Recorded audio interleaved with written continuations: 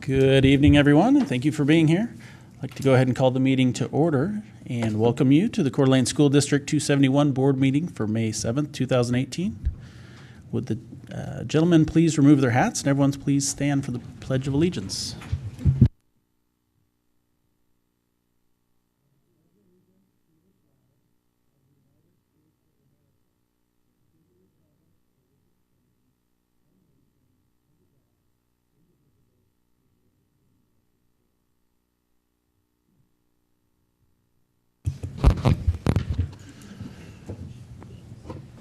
Okay, before we get going tonight, I'll go ahead and introduce our participants up front here, and I will start on my far right with Mr. Chris Shipley, our Director of Finance and Operations, Ms. Lynn Town, Clerk of the Board, and Dr. Stan Olson, Superintendent. To my immediate left is Mr. Tom Hearn, Vice Chair, Ms. Tambra Pickford, Board Member, Mr. Dave Eubanks, Board Member. Lisa May, Board Member, is not with us this evening. She's out of town. And my name is Casey Morrisroe, and I am the chair of the board. Public comment on district-related items is scheduled near the start of this meeting. Please sign in on the sheet provided at the entrance door. Because of the diversity of issues, members of the board will not respond to public comment made during tonight's meeting. Instead, issues may be recorded and referred to the proper staff person for follow-up. Comments may also be submitted to the board in writing through the clerk. Thank you. Okay, board members, is there a motion to approve tonight's agenda? So moved. Second. Thank you. It's been moved and seconded. All in favor? Aye. Aye. And is there a motion to approve the minutes for meetings on April 2nd, April 16th, April 23rd, and April 27th? So moved. Seconded. Thank you, thank you. All in favor? Aye. Aye. Motion carries, Ms. Town. Trustee Eubanks, you have our board recognition tonight. Yes, Trustee Eubanks and also Trustee Pickford. We're going to do this in tandem. Hey, like most people, I believe that a good education is the gateway to success and that it is a key to almost everything positive in life. I believe that a good education is empowering, that it is the leveler of playing fields, the eraser of bias, and that a good education is the awareness of something more than just the environment we've been raised in. This said, each month of the school year, District 271, together with Panhandle Kiwanis and the Coeur d'Alene Education Partnership, recognizes 3 outstanding educators in our district who are daily helping to empower our community's children to a more successful and brighter future. Our most recent honorees, and we have a slew of them tonight, and thus recipients of our prestigious Invest, Inspire, and Innovate Awards are as follows. First, we have, as you can see on the screen, Honey Saylor, Special Education Teacher, Skyway Elementary. Vincent Lupinacci, Computer Teacher at Woodland Middle School. Brian Holgate, Social Studies Teacher at Coeur d'Alene High School. Maggie Kemp, 4th grade teacher at Winton Elementary. Tia Vesser, Physical Education Teacher at Canfield Middle School. And James Anderson, Foreign Language Teacher at Lake City High School. We have some Shining Star Awards too, don't we? Yes. Yes, we do. There we are. Yeah, we also honor our classified outstanding employees with a Shining Star Award, and recently we've honored, I think it's my turn, Lisa Rakes, Library Manager at Sorensen Magnet School. Ken Rosebrooks, Isolation Classroom Assistant at Canfield Middle School. And Tara Tanner, Secretary to the Principal at Lake City High School. Can we have a nice round of applause for all of these people? Thank you.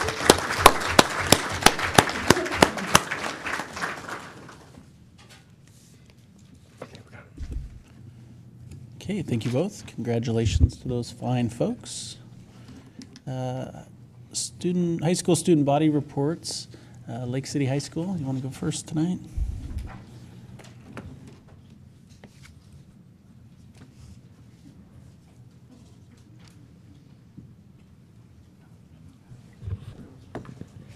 Good evening, esteemed board chair, honorable trustees, Superintendent Olson, and district administration.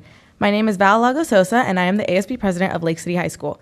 With me tonight are ASB Vice President Kira Simpson, ASB Treasurer Peyton Barber, and ASB Secretary Taylor Pickford. Tonight, I have the pleasure this evening to introduce our new ASB officers for next year. ASB President Amani Pereira, ASB Vice President Emma Bull, ASB Secretary Chloe Teets, and ASB Treasurer Claire Mitchell. I know I speak for Kira, Peyton, Taylor, and I when I say that it has been an honor to serve as ASB officers this year, and we know that we're leaving the school in very good hands. Spring is always a busy time at Lake City. In addition to seniors getting ready for graduation, we have spring sports in full swing. Student council class elections are happening next week, and AP tests start tomorrow morning. Our senior prom was this last Saturday, and it was a beautiful, elegant event for all of our seniors, who are now gearing up for senior projects that will be presented on May 23rd. We would like to personally invite all of you to two events. First, on Friday, June 8th at 7:30 a.m., we have our Honors Senior Breakfast. The top 11 students in our senior class have breakfast with their families and all of you at the Resort Golf Course Center. This year, we asked that the District Teacher of the Year, Kristen Pomerantz, to serve as our keynote speaker. We would love for you all to attend this uniquely emotional and memorable event. Finally, on Saturday, June 9th, is our graduation ceremony. The ceremony itself begins at 11, but because of parking, we ask that you arrive around 10:15. We have a beautiful brunch spread in our office conference room, and board members and district administration are welcome to join us. Thank you for all that you have contributed to our success at Lake City for the class of 2018 and our individual accomplishments. As I said earlier, it's been an honor to speak to you guys this year, and we can't wait to see Lake City continue to thrive next year with the leadership of Amani, Emma, Chloe, and Claire. Thank you again for all of the opportunities. It's weird that this is the last time saying this. Have a good evening, guys.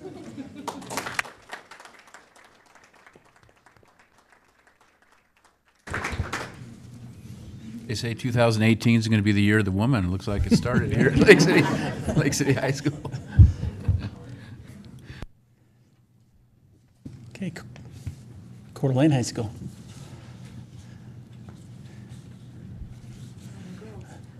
Another group of women. One boy coming in, so we have a boy, but he's not here. Hi, I'm Rachel Dooley, the current ASB president at Coeur d'Alene High School.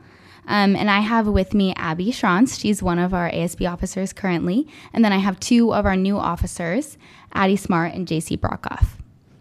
The rest of the officers can't make it tonight, but I'm sure you will be seeing the other two new officers at the next meeting.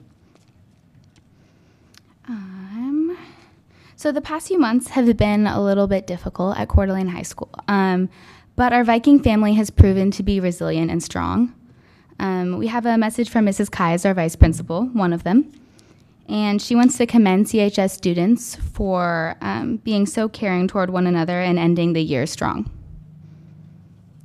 Our school is currently going through a really big construction project, and our main entrance is closed off currently, but the students are being really flexible and classes are going on just as normal, and that should be done hopefully soon, but we won't get to see it, but you guys will, so. And then the CHS spring play, The Little Mermaid, with that just showed at the end of April, and that went so well. It was a wonderful play, and it was a great success for our theater department. Student Council is busy planning Mr. CHS and Mother-Daughter Tea, two of our senior events to finish off the year. We just had our prom on the same day as Lake City, and that was really fun. The seniors had a great time. We sold more tickets than we have any of the previous years that I've been here, so it was a really big success. Otherwise, our spring, we have spring sports going on, and the seniors are getting ready to graduate, and we have senior projects coming up as well. And I just wanted to formally introduce Addie as our new ASB president. I didn't say that earlier, but Addie is the new ASB president for next year. All right, thank you.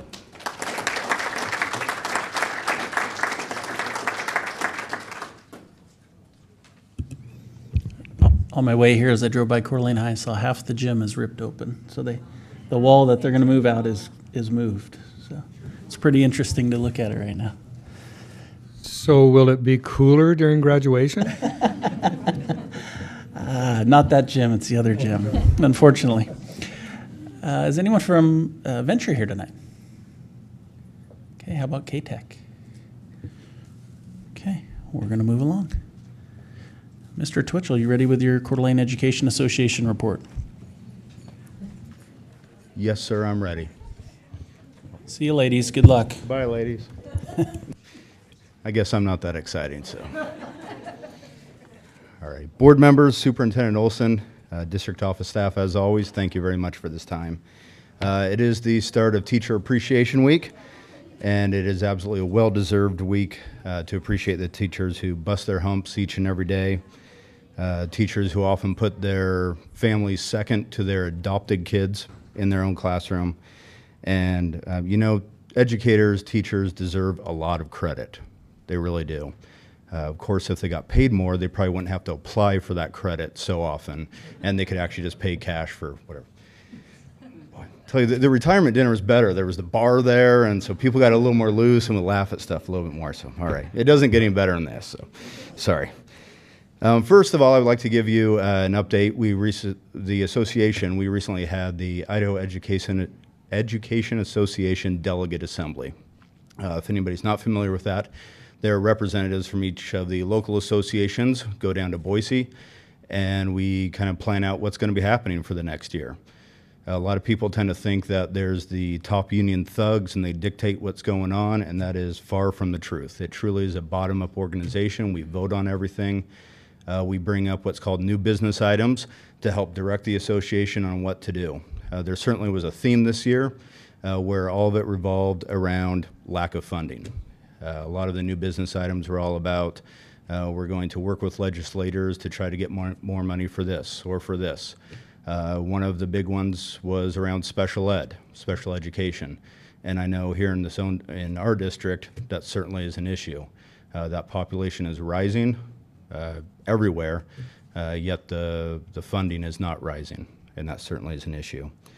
The last new business item that was brought up by a troublemaker from Coeur d'Alene who looks a lot like me, and it was to say that during the next school year, if the legislature doesn't do what they should do in terms of properly funding education and giving raises to the education and employees, that we would strike.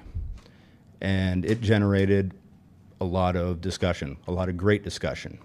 It was brought up that the Idaho legislature does continue to make some progress in funding. Certainly not where it should be, but some progress. It was brought up by people that the relationships are getting better with these legislators, and that there's even crazy enough to think about, but some people running for office who want the endorsement of the association, which, like I say, is a huge turn from what it has been. Ultimately, that new business item was pulled, but the discussion was fantastic, and we were saying that we need to let the legislators know that the discussion happened. It's not completely gone, and that we will be watching them this next session to see what they do, and we'll be watching them very closely in hopes that they do the right thing. Speaking of legislators, the next thing on my agenda here is elections. In order for us to have a properly functioning society, we need to have people voting. After every election, we see the dismal numbers that a number of people that are qualified or even registered to vote actually vote. It's very, very low. To my knowledge, within our school district, there is no big push to get those that are able to register to vote to actually do so. I've talked to a couple of organizations who have said they've tried to get into the schools to set up tables to register people to vote, to register the students to vote, and they've been turned away. They said, oh, well, your organization is too liberal or too conservative, whatever it is. I would urge that you as the board make a push for this, that somehow we make a big push for this. Because everybody that's going to be 18 by the November election can register to vote right now. This isn't a partisan issue.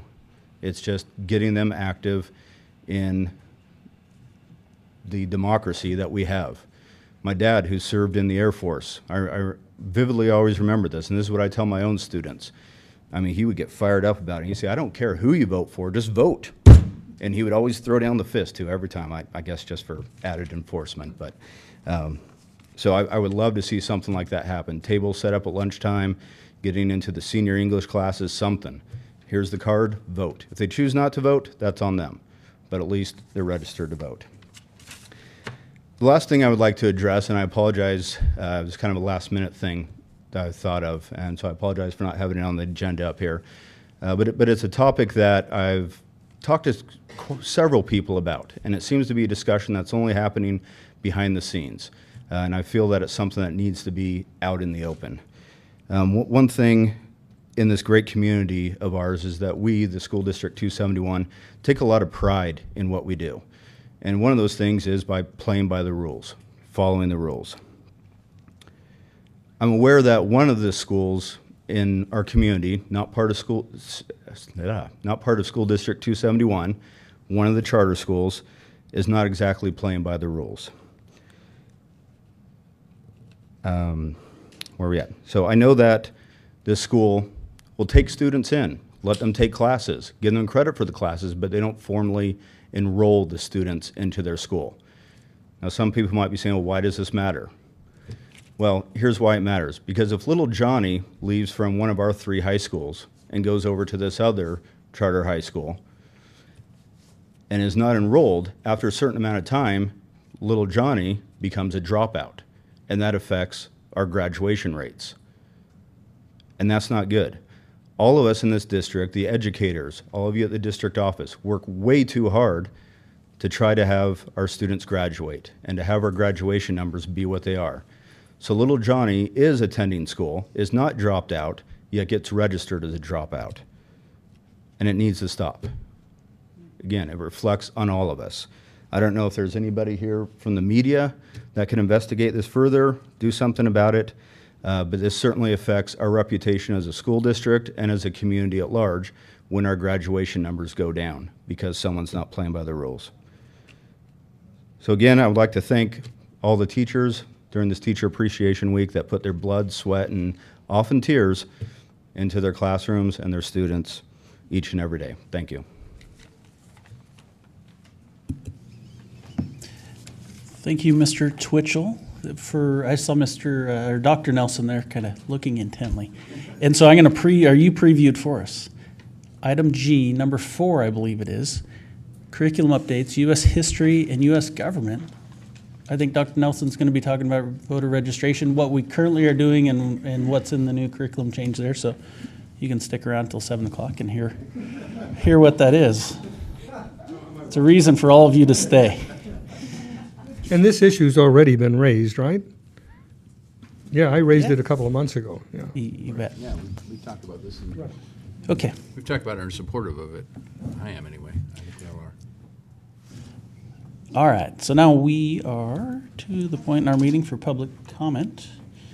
And I'd like to remind the public, while this is a meeting of the Board of Trustees that takes place in public, it is not a meeting with the public. It is a meeting of the board to conduct district business. The board does allow some limited public comment on district-related items. Those wishing to address the board during the public comment period are limited to 1 comment not to exceed 3 minutes.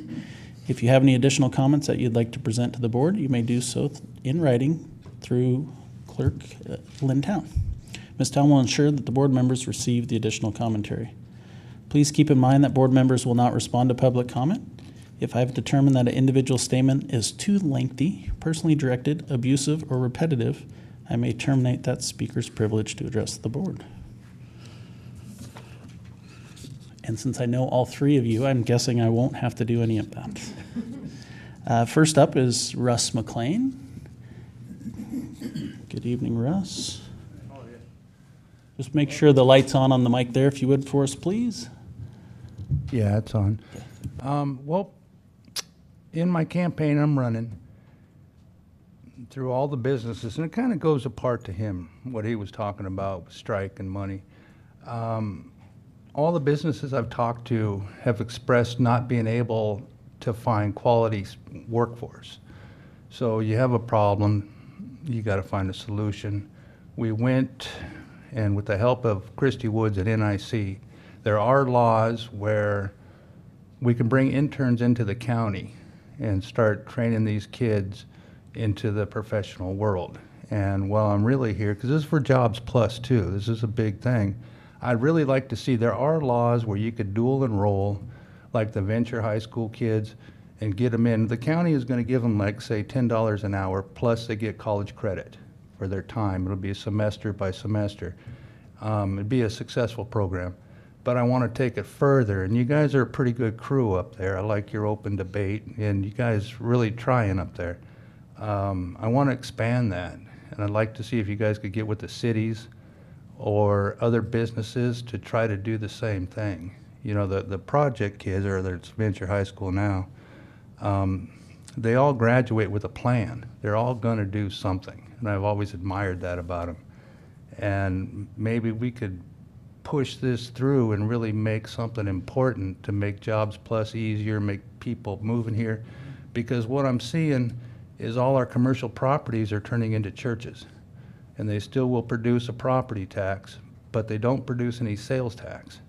So, you know, we're losing. If we can have something to show to the business world out there that we're doing this and we have all this available, you know, come to Idaho, I think it'd be a good thing, and I think it's something that should be actively worked on. And that's really all I got to say, okay? I have a quick question, Russ. Could you tell everybody what office you were running for? For the Board of County Commissioners, Okay. seat 3. Thanks. Thank you, Mr. McLean. Okay, next up, Jennifer Drake.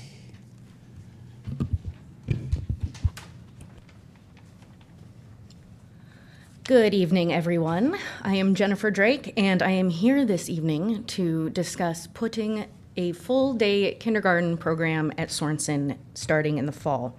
By way of further introduction, when we're talking about Sorensen, about 25 years ago today, I was just finishing up my 5th grade graduation from Sorensen after spending 6 years there as an elementary school student.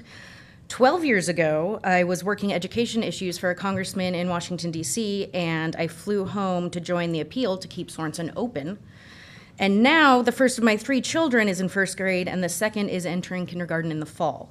So I have a long history with the school and with the community at large. As much as I adore this school, an obvious pitfall is that it is one of the few elementary schools in the district that does not offer full-day kindergarten. I understand the reasons for this, and also know that based on current state parameters and title funding, that is unlikely to change in the near future. That's why a number of us believe that an opt-in paid program for full-day kindergarten is an excellent option. The demand in our community is certainly there. Our list of interested families is currently at 25, and that's just within our friend group. With the recent elimination of 6th grade at Sorensen, we feel we are in the prime position to use that space and newly available resources to try out a full-day kindergarten program. So far, the stakeholders with whom we have discussed this idea have been quite receptive, but also aware of the many hurdles that we will face. Additionally, we want to avoid placing any added strain on district administration during this transition. But when resources become available, as with the 6th grade elimination, it is crucial to seize the opportunity. In this case, there truly is no time like the present to try something like this out. We know that it might not be easy and there are many questions left to answer, but the benefits of a full-day program to both the children and their families make the effort necessary. We hope you agree and look forward to working with you to make it a reality. Thank you. Thank you, Jennifer. Will there be a written plan you'll be submitting? Can I ask you that? Yes, if that's what you're interested in. I certainly am. Would like to see it, yeah. Absolutely. What? I believe, Sorry, I want to it's easier for me to respond to something in writing, frankly. Were you going to say, sorry. that's all right. Okay, Sarah Meyer.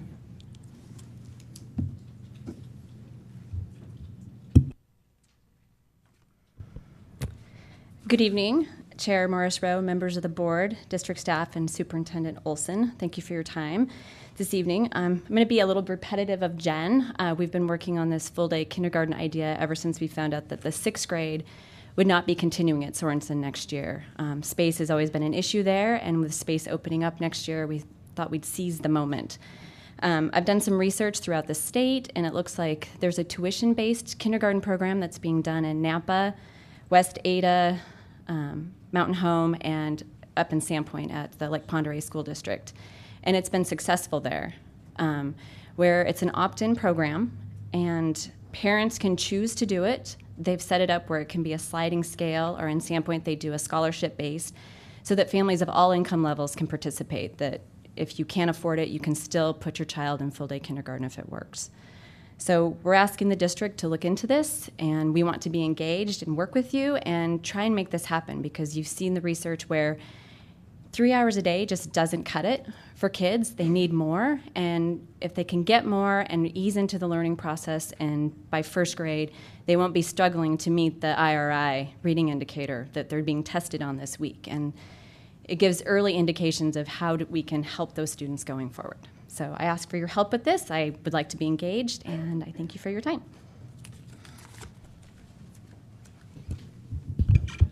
Okay, thank you, Sarah.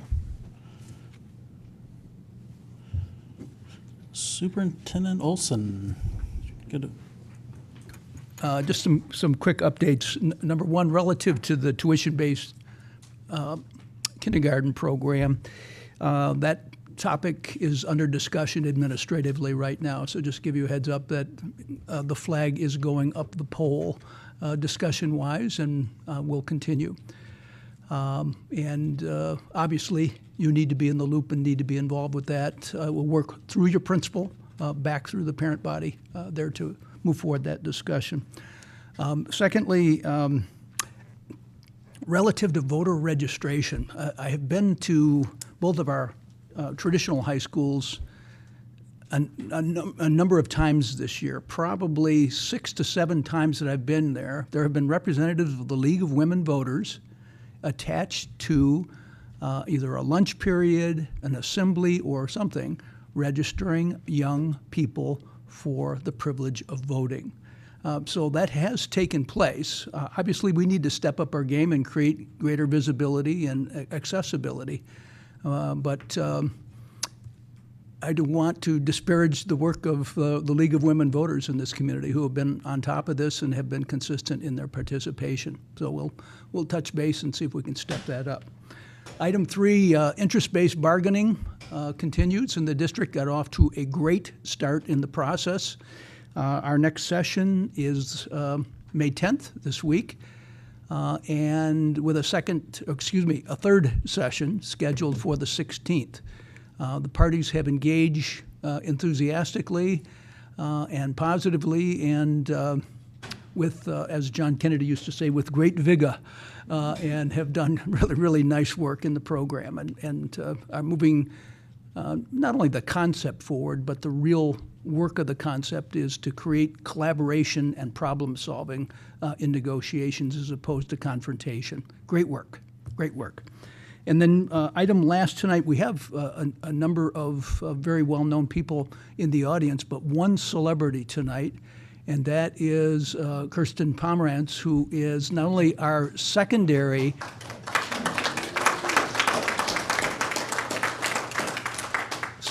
Teacher of the Year, but our District Teacher of the Year, as selected by her peers, the most important people to make that selection, who know you, who have seen your work, and who have tremendous respect and appreciation for all that you've done to serve the children of this district.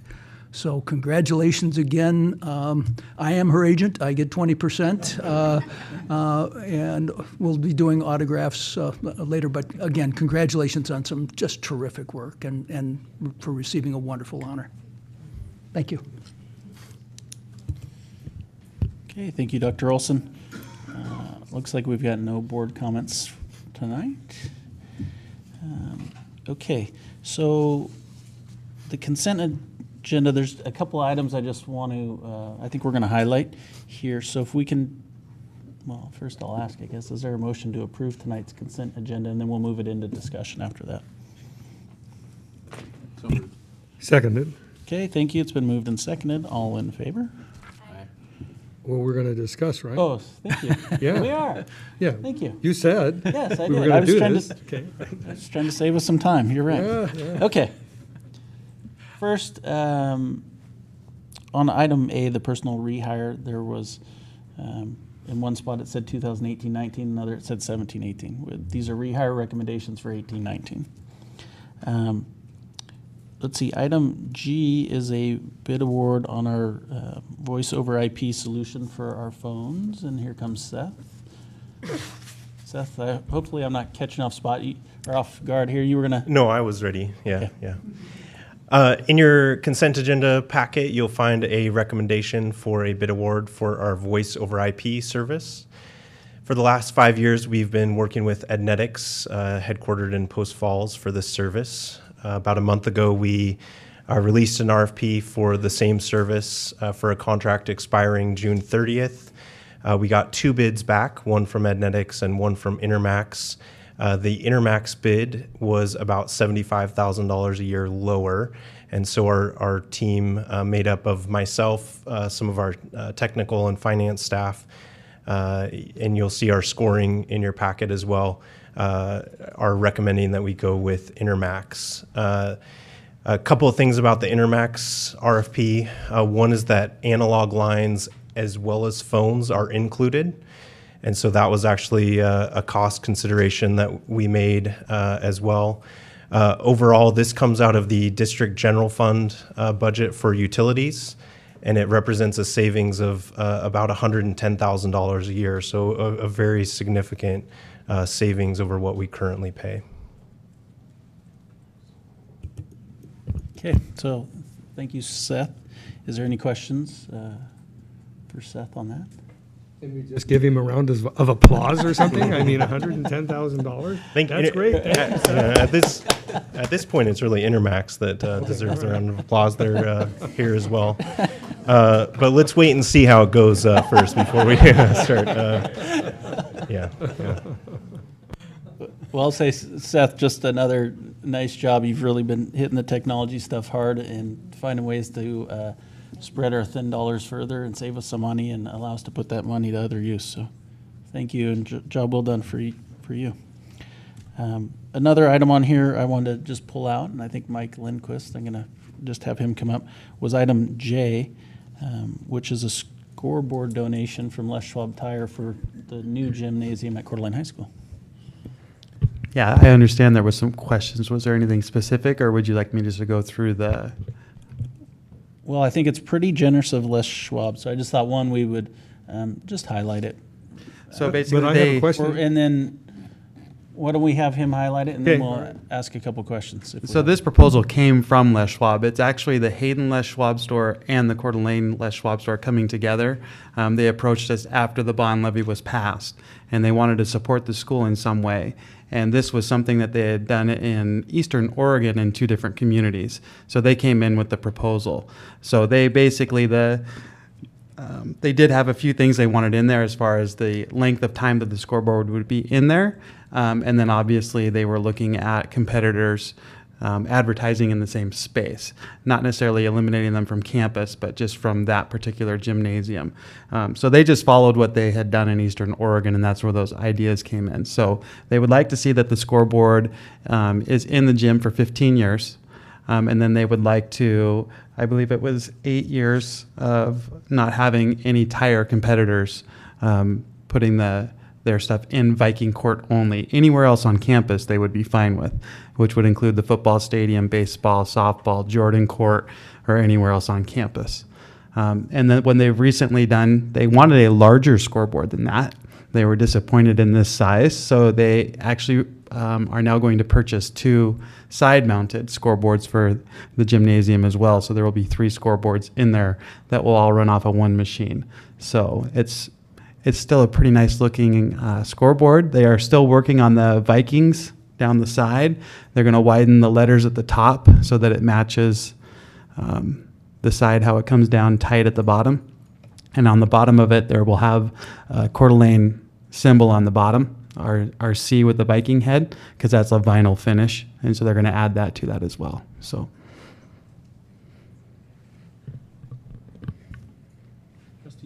Yeah, seeing it, it's a lot clearer picture now. I was wondering, actually someone asked me to wonder aloud, if this was going to be lit up and promoting that business during all activities in the gym or just during sporting events.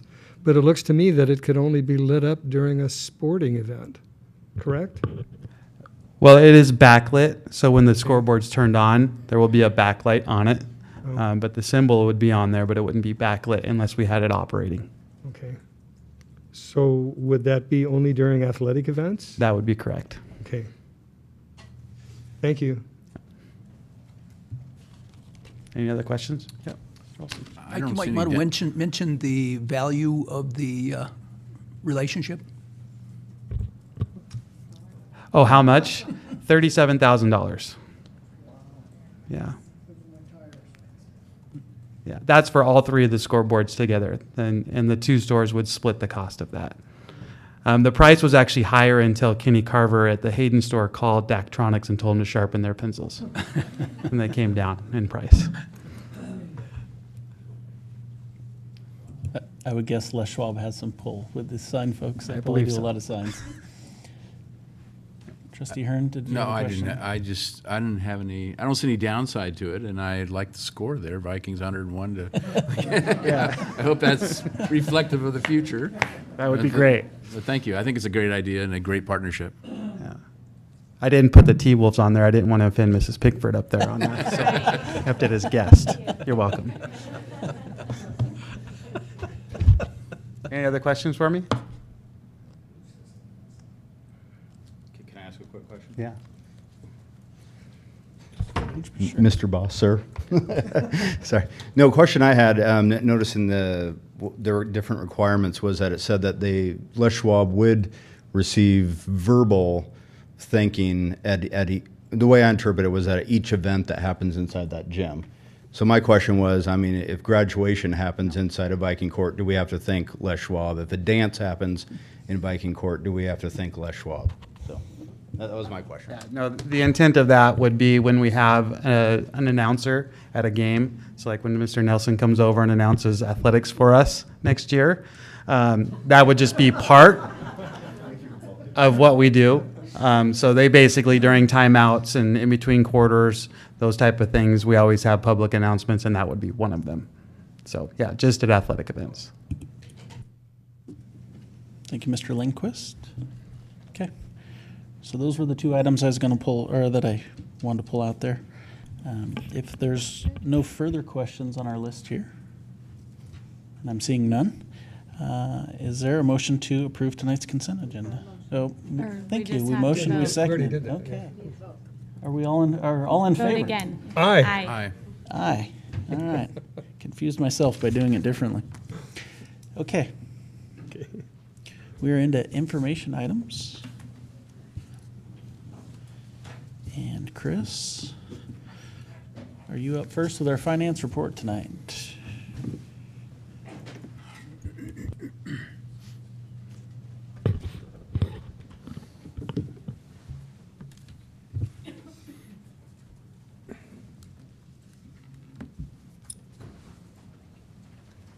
Okay, so finance report.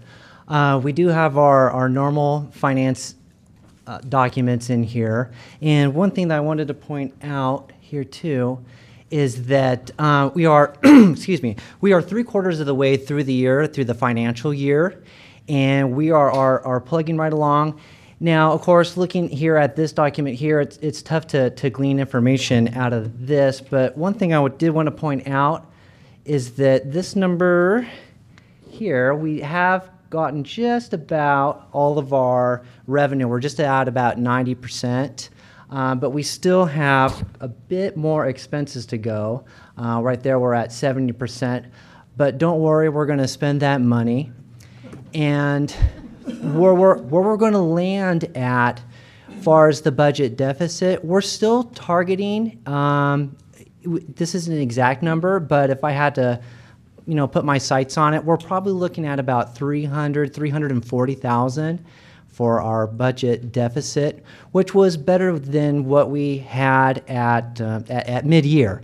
So as the year has been progressing along, we've had some good news come our way, and I'll get a little bit into this good news as my presentation continues. If we go to our next, I don't know if I'm controlling this. Oh, I am, very well. These are the same ones, but I like to have this in your packet, so if we ever wanted to come back for reference. But with your permission, I'll just glide through these, and what I'd like to get to is an update on our budget subcommittee meetings that we have had and going forward. Same graphs there, and then district enrollment. What I thought was interesting, wanted to point out from the previous year to this year at this time, we do have 108 more enrolled students in our classroom. And if the booth could go to the finance slides, that would be appreciated.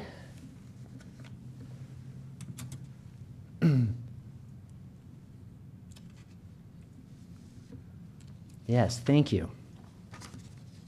So, budget subcommittee, if you remember, this is something new that we haven't done in the school year.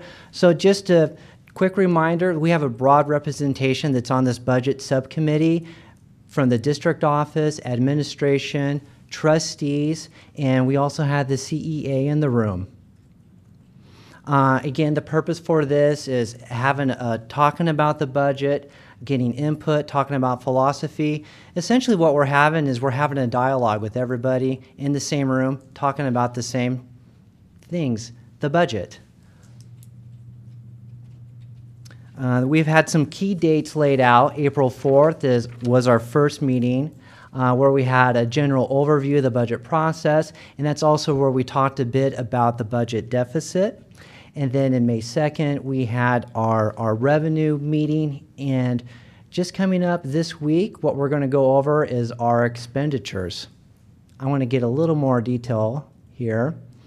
So at that first budget subcommittee meeting, we discussed a variety of topics, the big overview, and again in the deficit, and how we were going to deal with that deficit.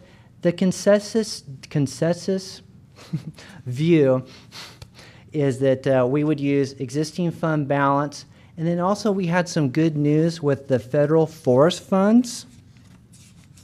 And the good news with the federal forest funds is that they, when I say they, I'm talking about the feds, they said, hey, you know what, we had that on the back burner, we had it turned off, we turned that back on.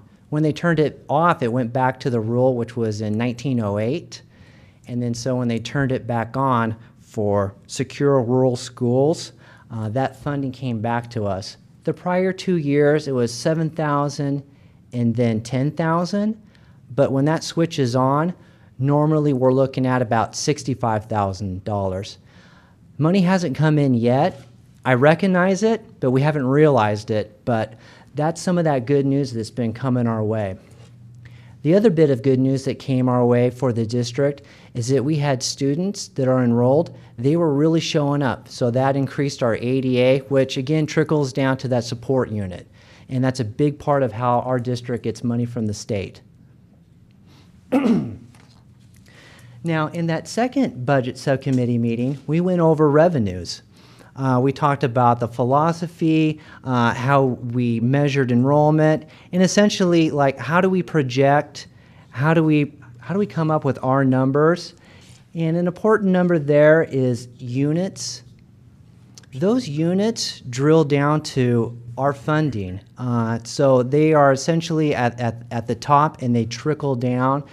Our consensus view here was we're going to use a flat unit numbering for planning. And it's conservative going forward. Now, because we're using the same numbers from the end of this year going forward into next year, fiscal year 19, that doesn't mean we're going to have the same revenue amount. That just means for planning, we're going to be conservative. So if we're going to have any surprises with our units, more likely than not, they're going to be positive. We have another meeting coming up. That's this week. That's going to be on the 9th. We haven't had this one yet. But here where we're going to talk about and we're going to discuss, we're going to talk about our expenditures. And here we went through, we've had interview with principals. We've had back and forth with our directors, with secondary, directors with elementary, cabinet. So here we get a bunch of input. We go through some listing, what's important to us, what are we going to prioritize. We're going to get in the room and we're going to talk about it. That's happening this week. So we have some additional budget key dates. This slide right here is really where the wood gets chopped. So May 15th, right around the corner, actually around the corner, it's next week, we're going to have a budget workshop. So this is a little bit different than the committee. With the workshop, we have all of the board present, and we're going to go over this budget. And again, we're going to continue our dialogue. We're going to be open, and we're going to talk about it. Now, these next two bullet points here, this is where our budgets actually get created. So again, this is Excel, workbook, worksheets. This is where the numbers get inputted. There's back and forth, there's checking, and then there's rechecking. But at one time, we have to say, hey, stop, we can't have the numbers moving anymore. If something major material shows up, very well, we'll make accommodations. But if it's nickel dime, something small, we've got to say stop to that, because we have some code, we have some requirements for reporting to the state that we have to do. So that's where that June 8th number comes in, because there has to be a 10 days that this information has to be out. Next slide. That's where these key dates have come into. So we're kind of taking this all the way home. We've had our budget subcommittee meetings. We'll have our budget workshop, and then we'll go to work with that information, and then hopefully we'll have this budget will be developed. And then we have these ceremony dates, really. Budget hearing, June 18th. Budget adoption, June 25th. Of course, our fiscal year, that ends June 30th. And then we'll ring in the new year and our annual meeting, July 2nd. Looking forward to the new year. That was a lot of information there. This is a new process, so if I'll pause here. If there's any questions that you'd have, I'd love to take them. If not, we'll go on to construction. Just a comment, with the permission of the board. Again, kudos to Katie and Chris for a great process, terrific transparency. One of the things that is extremely important when we look at the budget is that everybody understands it the same way. And we come in to that room with people who have great depth and great expertise, as well as with some folks that are relatively new to the process. It's been a very strong process, a very solid process. We want to remind board trustees there's a reason we put some of those early drafts of proposed budget items, that you'll get a chance to take a look at those, weigh in on those, not only in preparation for the meeting on the 15th, but even beforehand. Just shooting your input back into the budget process so people have a chance to take a look at it as they're structuring this thing. As we're reminded by Katie and Chris time and time again, the budget is a dynamic process. It's always changing. It's all, except that, despite the fact that it's changing, and Katie has threatened all of us from the 15th of May until early June not to knock on her door, not to come anywhere near her, and not to mention any changes in the budget along the way. And she said that and smiled a little bit, but I was scared. So I'll definitely stay away, and I'd suggest all the rest of you do the same. But the concept is we keep massaging this and working it and developing it. It's great to have the Coeur d'Alene Education Association involved, being party to the discussion, being party to the discovery, if you will, of the budget process, and all of us learning together to make this not only a strong document, but a strong focus on how we serve the students of this district and how we deport our resources and deploy our resources to make the best instructional program possible. So nice work, everyone. Great contributions and participation, everyone, and we want to keep it going. So onward and upward. So when is the specific date we're going to have the administrative recommendations with numbers attached? Because I saw the wish list of administrators, but we obviously, the board has to make the decision about where what stays and what doesn't stay on that list. A week from tomorrow. So that's the May 15th budget meeting that we're having. And that will be all the the recommendations with numbers attached, and we can Correct. cut or add at that time, right, if we want? We will have the recommendations of the subcommittee for us as well at that point. Right? Yes, okay. Agreed. I saw that Katie had the microphone, but did you need anything to add to that? Okay. No, I just remember in the past, we used to have we'd be given a list, sometimes actually before the numbers were attached to it, is what were the board's priorities. I don't remember that process. Remember that, Dave, where we were given a list of, these are all the things administration wants, how does the board prioritize it? Before numbers were even attached to it. So, I don't want to say this, but I will. Check your email. It was in there about 2 weeks ago. Either I've with seen the wish list, but it had numbers with it, and I think it had priority from the admin. It said high priority, low priority, moderate, or something to that effect, I think. The document is interactive, so as you list your priorities in the fields, it will actually subtract from the estimate of available funding. So it kind of gives you a tool to help fit your priorities within the revenues and identify new dollars for the budget. And I think what the intent, I think what we've talked about for that meeting on the 15th is just as we're changing our process here a little more, is just having more involvement through the subcommittee and then through the board also, so we can have more discussion. If you remember last year, I don't know that any of us were super in love with the way we did it last year. When it came to the board, pretty much everything had been done, and so it's just part of changing that process this year, is allowing more input in that process. When did that email go out? A couple weeks ago? I believe we attached it to the weekly board report. It might have been. The weekly board memo. And I'll tell you what, let's put it in again this week, just to, there was a lot of stuff in there, so I recognize that you may have. I must have missed it, but I or you would may have- appreciate seeing it again. Thank you very much. Okay, not a problem. I We'll put it appreciate in. All right, thank you, and thank you for those comments, Dr. Olson. If we're ready to move to a construction update. I have a comment just on the budget subcommittee. Yes, please. Wow, that got loud. I've appreciated that process. I don't know what you've thought, Dave. One thing, and I thought about this a few weeks ago when that slide about who's on that committee was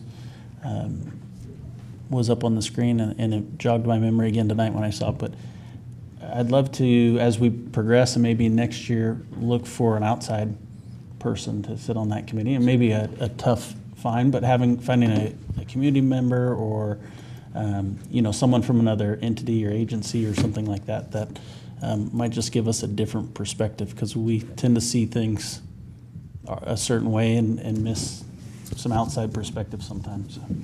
Just a thought as we move into next year. And could I add one thought to this? And it is that I've interacted with a number of people who sit on this committee with us after the meetings, people who are not normally involved in this. And the one thing they all seem to start off with is, I didn't realize, that special ed was so expensive. I didn't realize so many things. And so this is really good that we're all getting the same information, okay? Appreciated. Okay, construction update. We are constructing. I don't have my right-hand man, Brian Martin, with me tonight, so I'm doing the show tonight. We've got, Katie and I were, as far as the finance goes, talking at lunch. For us, what's really great about our projects and the way that it's progressing this year, especially on the finance side of it, it's in your board packet. Those two pieces of paper that list out all the projects, that is such a powerful control document. So nobody's saying, hey, we're horse trading one project to pay for another. All projects are in their lane. And that really helps us out, especially when we talk about what's going on and how things are progressing. Again, these are the same slides, but just want to remind everybody that we do have a lot going on this summer. And we really have a good construction season and a good crew. Talking with Brian, that's one of the things that he did want me to say, is that the crews out there, the ones that are working. Sometimes you don't know what crew is going to show up. We've got good crews. We've got good soups. It's happening. And again, we're following our project here, and we're not moving back and forth. That's just a reminder slide. Again, we're really good on our contingency numbers. We haven't run into a lot of problems, but I do got a good story here to share. And again, we're staying within following policy. That's always good. And now, this is my favorite part. I get to do the boots on the ground update here. And one of the big things that has happened, one of the stories that I want to tell you, is that at CHS, so when they got into the ground, they found a septic tank. So, you know, sometimes in life, it happens. It's a little too on the nose, but I couldn't leave it hanging. Okay, continuing on. That's why we have contingency. So they've dug it out. They've gone through, and then you got to backfill it, you got to tamp it, and then you got to bring engineers to come back and say, yeah, this ground is now, we're on solid ground again. So that will continue through. So that's with CHS. They also had, and Casey, you mentioned it earlier here, that on that south wall, that south panel, it's out. So they're moving. It really is happening. We've had a couple other little things. There's some sewer lines that they were moving around. Nothing major, but again, it's one of those when you actually dig into the ground, you find the unknown, and that's why contingency is there. Then LCHS and at Dalton, all good news there. We're just marching forward. Again, we got great construction weather. We got great soups on site, and we're trucking right along. We did have one project where the bids were so high we didn't take them. We decided to pass. That's the environment that we live in. In my neighborhood, on the other side of the border, we passed on a project for a park. The park engineer was underbid by 39%. The engineer that came in to bid, it was 39% over, so we weren't even quite that high. So kudos to our architects and engineers. We were close, but we still had to pass on that Lakes Middle School. But we didn't want to take our hand off of that. And so Brian worked, and we thought about some ideas here with the board. We did the gym. That floor came out. They're repurposing that wood, which that's always dear to my heart when we reuse old timber. And the floor is going to be down about the next 2 weeks. Actually, let me read my note here. Floor's going to be down this week, and then there's going to continue to do the top work with the floor. So sanding, staining, painting, striping, all the stuff that makes the floor look really cool and awesome. And then Brian Martin's gruff voice says, then get out. Then just stay out of that room. I was like, all right, don't worry, I won't go in there. That's our construction. That's the boots on the ground update. We're going to have great weather here, so I'm looking forward. There's a time-lapse camera set up on one of our projects, so we got to let the time go by. But I'm really looking forward to seeing that and how these projects wrap up. So we got good stuff this summer, busy stuff. I'll take some questions. Yeah, Yes. to be clear, the Lakes Gym will be available for graduation, correct? Oh man, you're gonna. If I say yes, I don't want to invite Murphy's Law into our life, but according to I that did ask to be timeline, it clear, looks like it okay, is. right? Yeah, yeah. So that's an unknown at this time? Can we say it's unknown just so we don't invite Okay. Murphy's Law?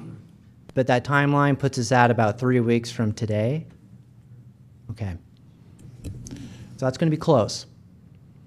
Chris, could you just talk about Lakes a little bit there? I know we passed on the bids, or we didn't accept any of the bids because they were high.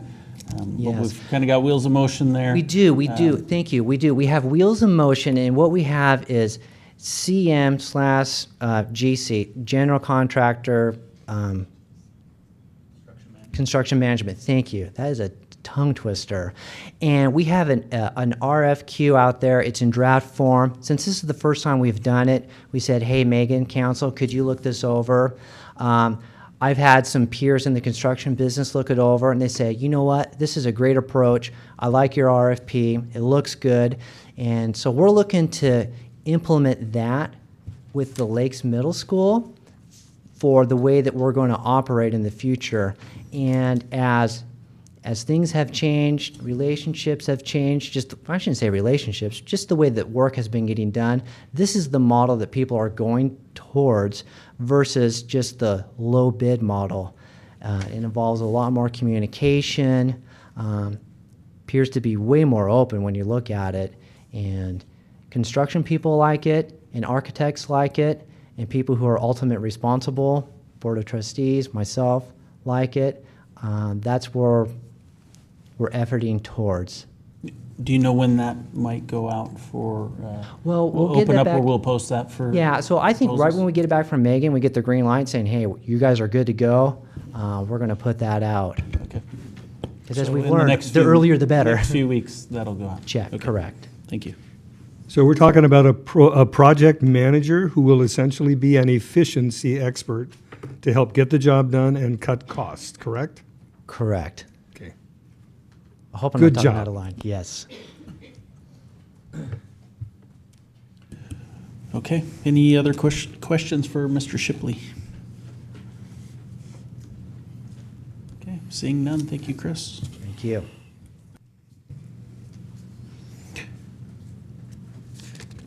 Okay, Steve Casey, are you ready with a update from long range planning? Yes, sir, I am. Okay.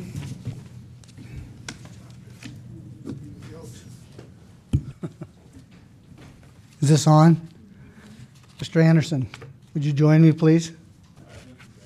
I know, but I need you up here.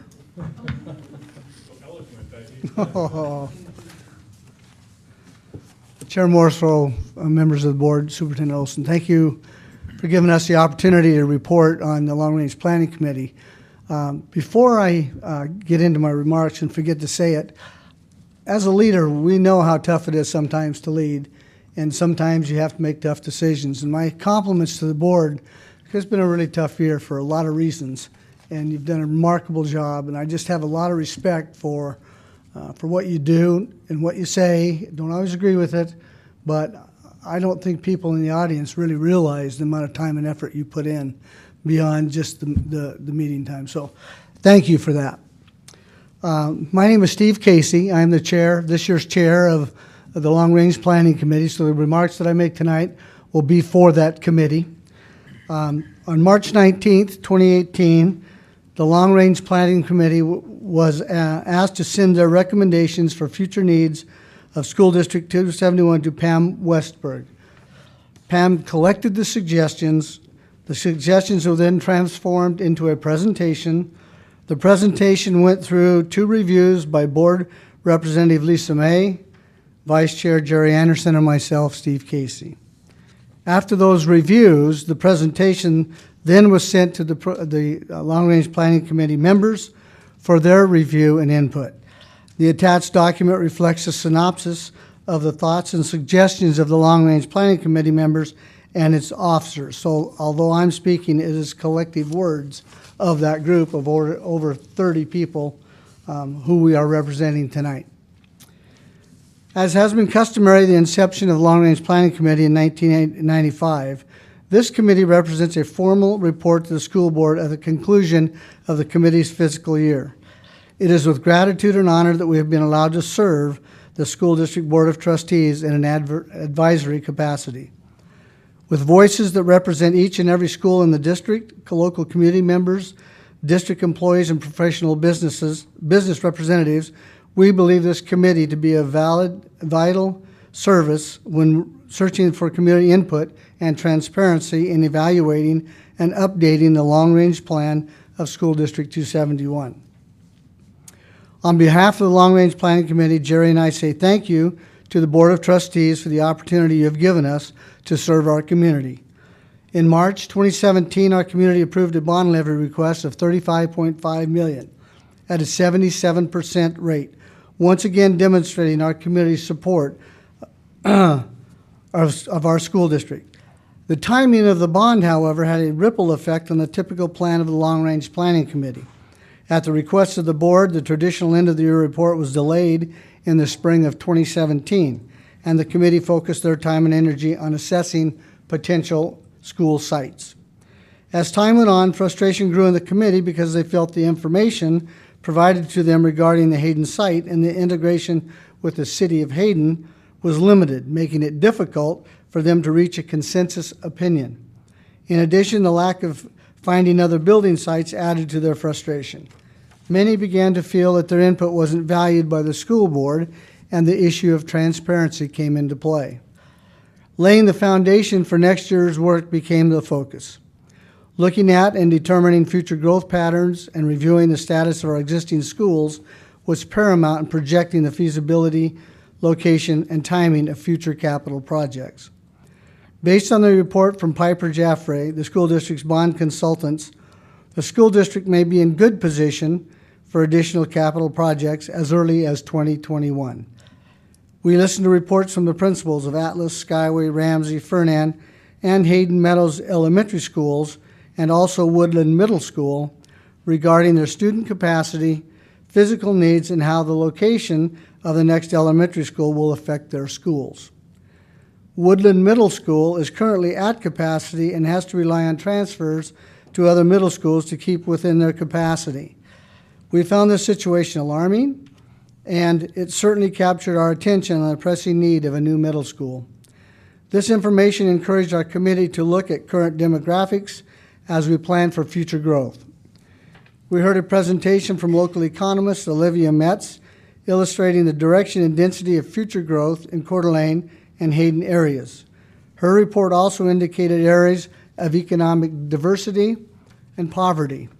As we all know, poverty has a direct correlation on educational success, a fact that may play a role in the size and location of future elementary schools. We reviewed all the new building construction evaluation form, as Brian Martin would call it, the BCEFs, numbers as provided by Brian Martin and how they may be addressed in future bonds. Much to our surprise, we discovered there are 14 portable classrooms located at Atlas, Skyway, and Ramsey. Some are old as 30 years.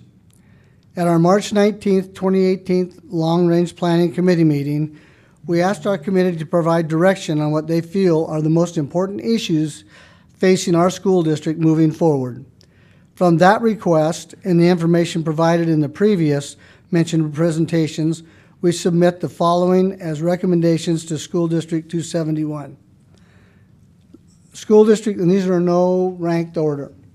School District 271 should immediately develop partnerships with the cities of Coeur d'Alene and Hayden to begin a legislative process for school land to be set aside with each proposed development or subdivision. And I think their first meeting in that regard is tomorrow night at 5:30. So that one is being met, and we're very happy about that. Review the BCEF numbers when considering what was eliminated or delayed from the 2016 bond. Primarily, you heard earlier, Mr. Shipley talked about the Lakes project and not having that going forward. So we feel that those that have been looked over would take priority. Replace all portable classrooms immediately due to health and safety concerns.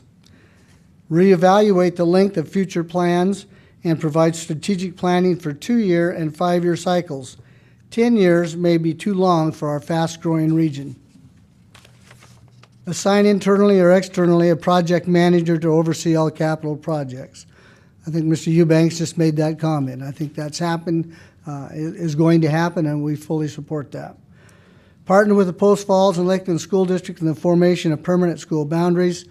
Thank you, Dr. Olson. With your leadership, I know we're working towards the one with Post Falls, continue to work with the one at Lakeland, but little steps together make a long path. So thank you so much for that.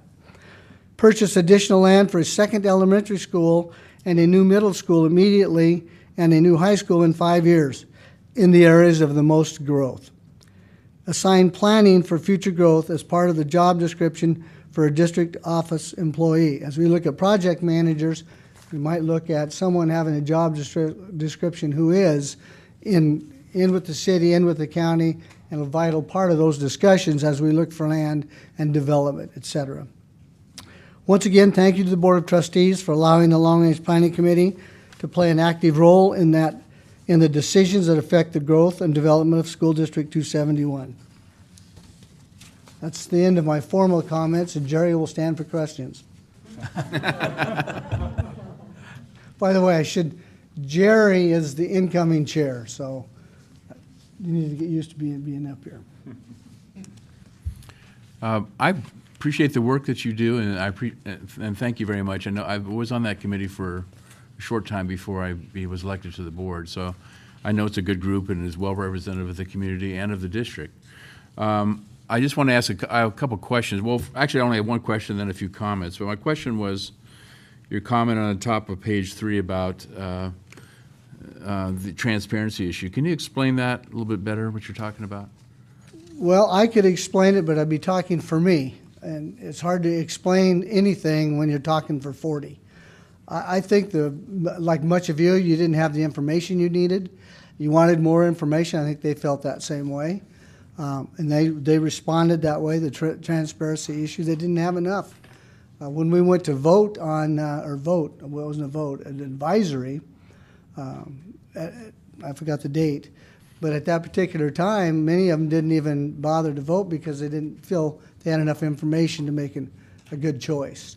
And so I think that's what they meant when they said transparency is directed at the city of Hayden, or what? I just think altogether, I think they didn't feel that there was enough transparency from the board, from the city of Hayden.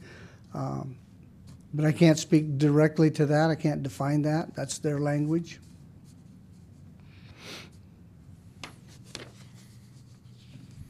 Okay. Well, I just was not aware that there was a transparency issue, at least with the board is concerned. But if there is, I'd sure like to know about it. So I'm not sure I have anything else to say on that. It was more of a question as to what was the thinking of your committee on that. As far as your recommendations, I can add. Go ahead, Mr. Anderson. I appreciate hearing about that. I think it's more a matter of, there's kind of a transition period there between some of the previous administration and the administration we have now, and the property search that was going on that, sort of went through a change over the last year, and it was somewhat out of control of the people that are here now, and that's through no fault of yours. That's just, you just kind of ended up with what was left. And I think that Long Range Planning Committee felt like they really didn't know enough about the process that was going on during that time, but you guys, for a period of time, didn't know either. So that's I think that's where some of that comes from, Tom. Okay. Well, it's been, I'm speaking for myself, it's been a real angst on all of us, I think, this whole property issue for the last year. We've been back and forth on various pieces of property, where to locate the new school. You were aware of all the votes, et cetera. And we're still, as if we're going to have a property update, I think is the next thing on the agenda. We're still trying to figure this out. So I just don't, I feel like we've been transparent. It may be transparent in our confusion, but it has been confusing in terms of what we're going to do. And I acknowledge that, and we're all struggling with that one. I think in the minds of some, it's more frustration than transparency issue. It's just a little bit frustrating. I don't fault the board myself, and I don't think Steve does either. This is just the process that we're going through that left us with that feeling. So, okay, I have further comments, but Dave, you want to speak to this issue? Yeah, I'm thinking about. Thank you. I'm thinking about Cool Hand Luke, 1965. What we have here is a failure to communicate. And I just see it all over the place. I'm looking at your recommendations here. I'm just going to go through them quickly. Look at the first one right there about developing partnerships. It's happening. We support it. I'm not too sure about reviewing the BCEF numbers when considering what was eliminated and delayed, but we can certainly look into that. Replacing all portable classrooms immediately. I don't know how we're going to pay for that, but it would certainly be nice to do that. We agree with you that we do need to make an improvement there. And then reevaluating the length of future plans and providing strategic planning for 2 to 5 year cycles instead of 10 years. That's a good thing. I think we all agree with that. Our growth is very, very rapid. Assigning internally or externally a project manager to oversee all the capital projects. We know we've done that. We're doing it. partner with Post Falls and Lakeland school districts in the formation of permanent school district boundaries. We stood out on a grassy field in September out there on Hutter Road and Prairie and decided to do that as soon as possible right there. Purchase additional land for a second elementary school and a new middle school immediately and a new high school in 5 years. Are you aware of the Swallow property? We are in the process of acquiring 50 acres in that very area. And then the last one here, assigned planning for future growth as a part of the job description for a district office employee. What a wonderful idea. We're on the same page. Oh, no doubt, no doubt. We just need to communicate better. Going back to your comment about the Swallow property, I think for most of the year, the Long Range Planning Committee, though, was not aware of the process that was going on. Steve and I were aware that that was happening. Most of them were not. And so some of these comments that you're seeing here, these are compiled from members of the committee that weren't up to speed on those items. So it wasn't, it's not an attempt to fault the board for what was going on. No. And sometimes we just have more information. You do, and obviously you do. And you know, Steve and I have been privy to some of that more information, which in some cases we haven't been able to pass on to the committee because of, you know, it was time sensitive and, you know, things like that. So, yeah. So we're communicating better now, right? We're going to get better here in just a minute. Those recommendations are ones that we felt were most important, and you are following most of those, which again, what Jerry was saying, a lot of our board wasn't aware of that, and certainly we have an obligation to follow the requests of the board in terms of confidential information when to release it. So that was somewhat frustrating, but our goal is to, I think that they're the same. We want the same things. And so it pleases me to hear what you just said, because we are on the same page. But this has been a very atypical year. We passed the bond and then everything else happened. So we can stand up here and you can point at me and I can point at you, or we can point the finger, and every time we do that, I got 3 pointing back. That's not the intent of this long-range planning committee. It is our intent to go out there and be your eyes and your ears and do some of the things that maybe you don't have time to do or can't do. And I think that's what this committee has done and will continue to do. Tomorrow night we have a meeting at 5:30 with the city of Coeur d'Alene. That's a huge step. And I think, it's a huge step in the right direction. And so, again, remember, this is 40 voices, not just Jerry and not just Steve. There's other people on the left, there's the people on the right. But overall, this is what came to the forefront with our committee. I just wanted to thank you all and the committee for all that you guys do for service to our community. You guys volunteer as well, so we all definitely understand the time and the dedication and the love that you guys have and your hearts where they come from. So I just thank you for all that you guys do. If you just can pass that along to your committee, we appreciate all that you do. We will do Thank that. you. Thank you. I'd like to make a few more comments, if that's okay. I know we're going a little longer on this issue, but I think we were given 10 minutes. Maybe we're up to our 10-minute limit. I don't know. Anyway, I first of all appreciate the recommendations, and I agree with every one of them. I think they're excellent recommendations. The first one here on land set aside is something I've been harping on publicly and privately for some time. You know, in many areas, is well known. You know, when developers come in and want to build a big housing project, either the state law or the local law requires them to take a look at property for schools. In some cases, I was looking at this even for fire stations or police departments or, you know, green belts. I mean, basically, that's not an uncommon thing. It's not required under Idaho law, but it's something we could do locally, I think. And I'm glad you're meeting with the city of Coeur d'Alene on this issue, because it's something that we've needed to do for a long time. Now, I'm not blaming the city of Coeur d'Alene for our land problems, but they could certainly be helpful to us in future planning by those requirements they put on developers. I mean, that's pretty clear to me. I also, I do agree also with the strategic planning issue, because I think you're right. We do need to update it more often because things are changing quickly. Mm-hmm. As far as the boundaries, we've made a lot of progress, as you well know, on Post Falls, and Lakeland, I'm not sure where we're at on Lakeland. When I talked to some of the board members of Lakeland, they weren't too excited about changing boundaries, but maybe that's changed. I haven't had a conversation recently with them. So anyway, I do appreciate the work you've done, and I think we are on the same page. And maybe there has been a problem as far as communication, as Mr. Eubanks pointed out, but I'm pretty positive about how we're going forward here on this issue. You know, the building the new schools and purchasing the new property, to me, it all comes down to good old money. Do we have the money? I'd like to see us do, I haven't been shy about saying, I'd like us to move ahead on these projects and stretch ourselves as far as we can, and we need to. You know, I'm upset the fact that we're not going to be opening a new school in the fall of 2019, no matter where it is. Mm-hmm. And that's distressing.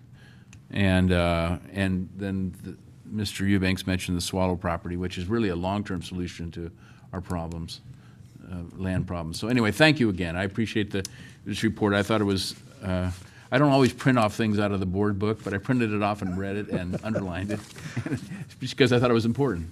So thank you.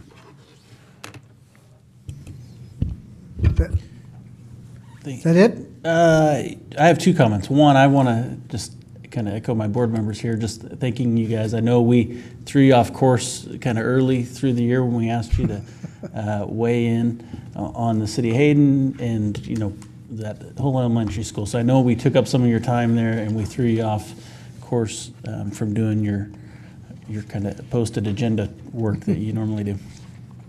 Just one question I had, and I didn't catch it when I read through this, but as you were just going over your recommendations, it raised an eyebrow for me, which was the second one: review the BCEF numbers when considering what was eliminated or delayed from the 2006 bond, or 2016 bond. And I guess I don't understand what that is. Well, there are some, if you look back on what we call future needs, it was labeled phase 2. We didn't like the word phase, so we changed it to future needs, and there are future needs out there. And as you develop, as we do CHS, LCHS, Dalton, those schools, Fernand and some degree, Hayden Meadows and so on, those BCEF numbers will change. And so some will be higher, some may be lower. And so we thought that the Long Range Planning Committee should look at those as next year as, okay, if we, or when we have the next bond, which ones are going to move into the slot, which ones are more important, and what's the cost. So that's what that means. The BCEF number is what Brian Martin uses to rank, if you will, the projects that are needed. I got you. So those were items that weren't included in the $35.5 million that we opted to run and that the Correct. voters approved. Okay. Yeah, well, when I read that, I thought, was this stuff we said we were going to do that? No, you're this saying is we aren't with the doing? exception of lakes, you know, poor lakes. That's I think the third time. But that's the way the money went. So that would be one that would fit on this list. Is well, we got to look at lakes and how do we get that thing done? No, well, So- remember, we're doing lakes. We Well- didn't do it this time. We didn't accept the bids, but we are Correct. doing Correct. lakes. It's going back out to bid. We have the money set aside for it. And that will Lakes take that one off the list. Lakes will get done. And we are very aware that Lakes has come up short over the years. It's not going to happen this time. Yeah. Okay? And just to be clear as well, I hope you understand that I do support what you're doing, and we're all volunteers, and I wish you luck with the city and the county and whoever else you might talk to. I read in the paper a couple of weeks ago they're building 469 houses there near off of Coeur d'Alene Place, and I don't think they're leaving any land for a school. And somebody needs to get the attention of whoever's in charge of that and say, leave something for a school. But good luck to you and thank you. Okay. Thank you. I'm not sure on the board who's been on that email. I know Lisa was, and I think I got tagged in it. But there's a meeting with the city of Coeur d'Alene tomorrow. I believe their planning commission. And there's a number of administrators that are going to be there. I believe Stan's going to be there, and Chris. Steve Casey was invited. Lisa and I were invited, I believe, and Lisa's out of town. I cannot attend. And that's just the first in a series of meetings. There's another one scheduled late this month or mid-June that they haven't talked about on that property that you just mentioned. Lisa had actually we had a presentation, or she had a presentation from that developer, just to figure out what their build out was and all that kind of stuff on that. But that's getting us sidetracked here a little bit. Thank you, gentlemen. Thank you very much. Thank you. Okay. Dr. Olson, item D here is property update.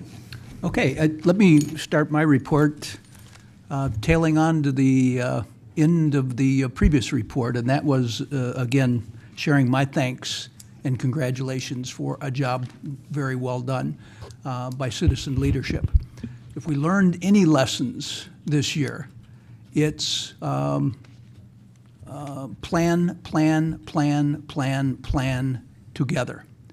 And the opportunity that's before us is, and I've talked with Steve Cook at length about this, is for us to meet this summer, us being the collective us, representatives of the board and staff and the long-range planning group, to plan the agenda for the coming year based on the recommendations of the previous year and what we know we're headed into. Some of the things we'll talk about tonight and we'll talk about over the next board meeting and a half, because we have a workshop on this on the 17th, will again help sharpen our focus here, help sharpen the key items associated with agenda planning for next year. So I thought the work was very well done. And we took some zigs and some zags, and we did the dance of life, which is 2 steps forward, 5 steps back, 3 steps forward, 1 step back, and so on and so forth. I'd love to say we could always go in a straight line in this process, but when we begin a capital construction process without having land in hand, and as both of you said, that was not the fault of this board. It was not the fault of long-range planning. It was the reality that confronted all of us. And people stepped up from the community and absolutely stepped up from this board to get us on track, to move us forward, and to deal with the issues that made us all crazy once in a while through the process. But I'm happy to say that we've made great progress together. And let me just take a few moments and update you. Number one, as many of you know, we're taking a look at a property purchase on Prairie Avenue. It's a combination of 3 different lots, 2 different owners. We continue a due diligence process on that property option.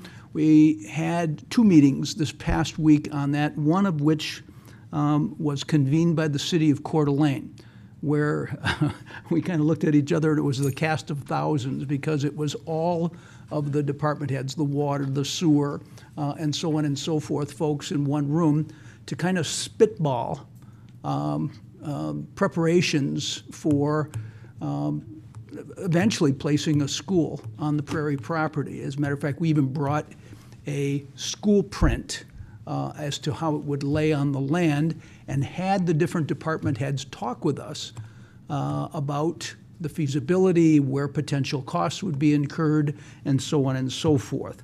We had good news relative to water. There were no major issues with the Hayden Lake Water District. The sewer connectivity was basically seen to be approximately $60,000 of responsibility for the school district, which on a normal day would raise eyebrows. In this context, was very good news relative to that work.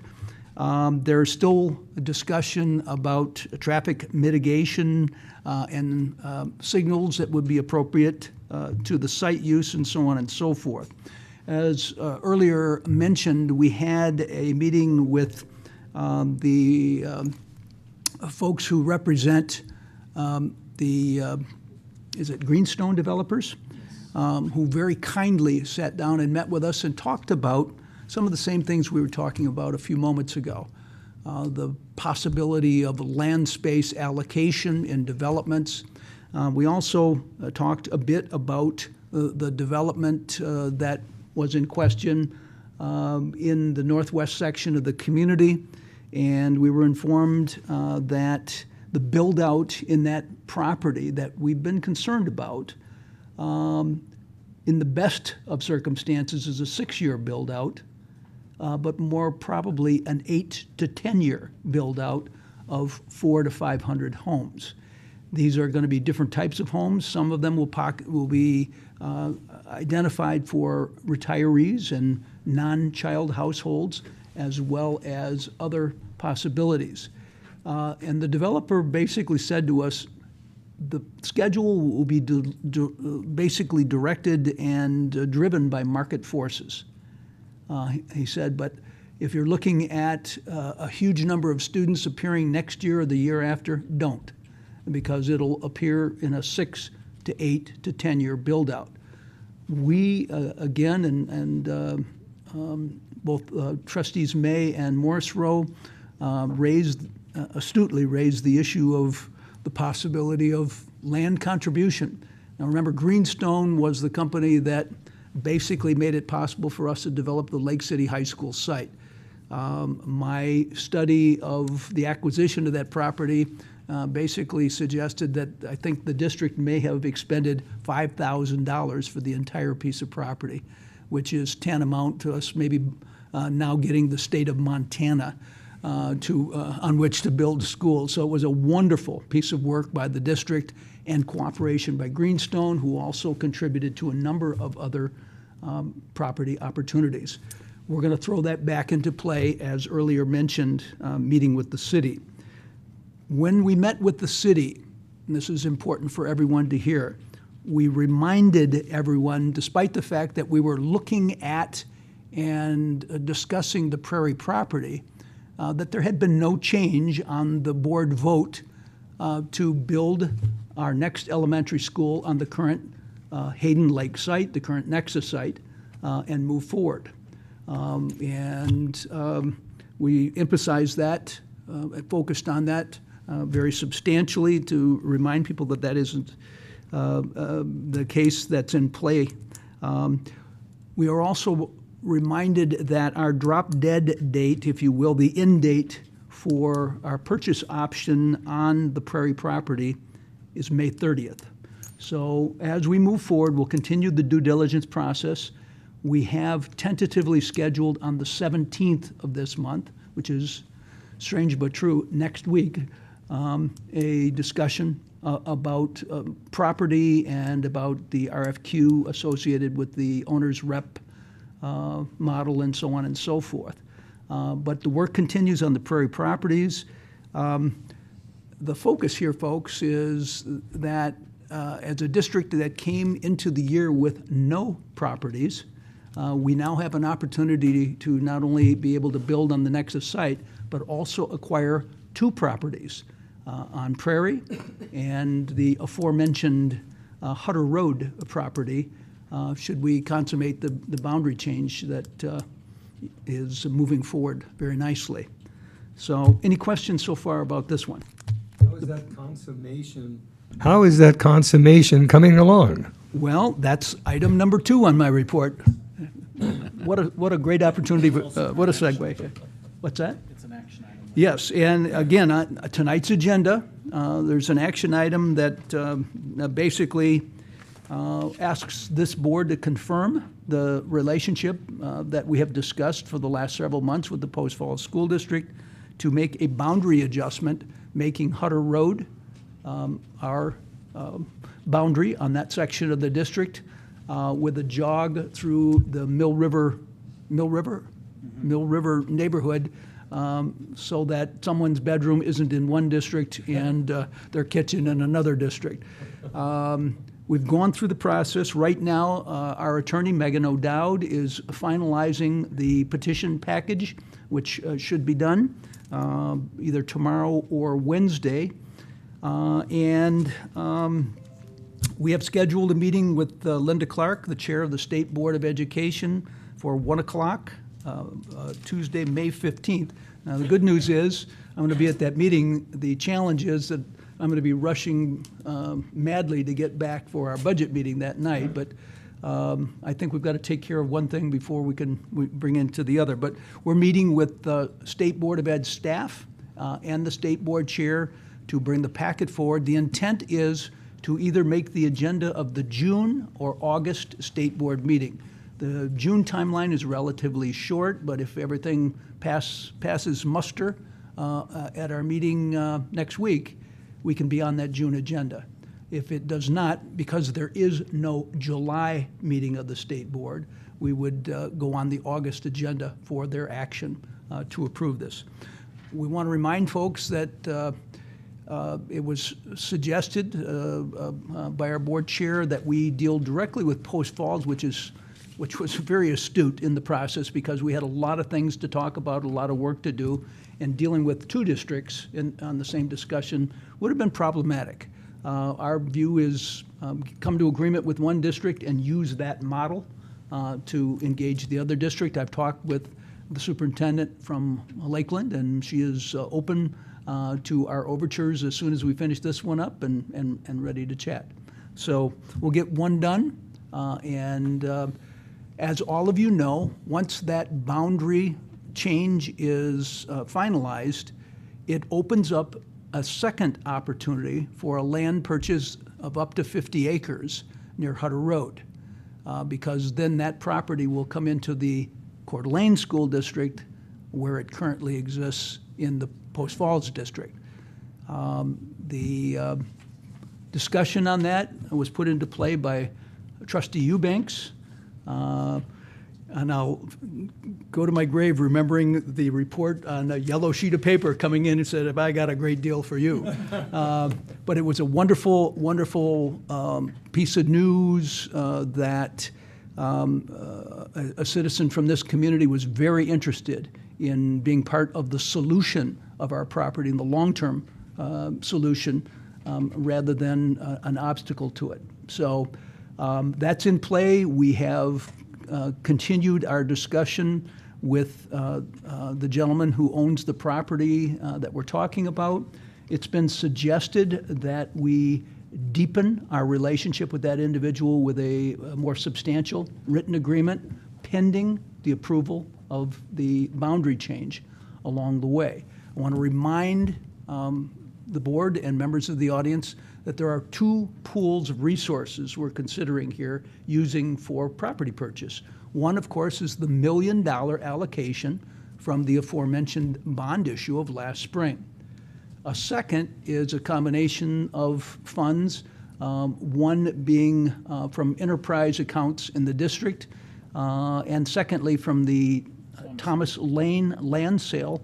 That's approximately $1.1 or $1.2 million that creates a second land fund, allowing us to potentially purchase both land sites for school development and school use in the midterm, because the short term we've spoken for already on the Nexus site, the midterm, the next land purchase, and the mid/long-term.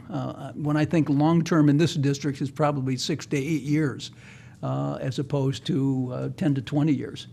But all of those can be put into place because of the work that you've done, because of the work long-range planning has done, and that we've stayed the course this year despite the fact that the path has zigzagged through the experience. So in any event, keep your fingers crossed for next week, and we can move ahead. The Hayden Lake site, want to remind the board that we have reached an agreement with the City of Hayden to partner on that site, creating both a school and a community center. That the City of Hayden has done substantial work, and many of you will recall the original forecast of expenditures associated with building on that site exceeded $800,000. That's been compressed to below $100,000 with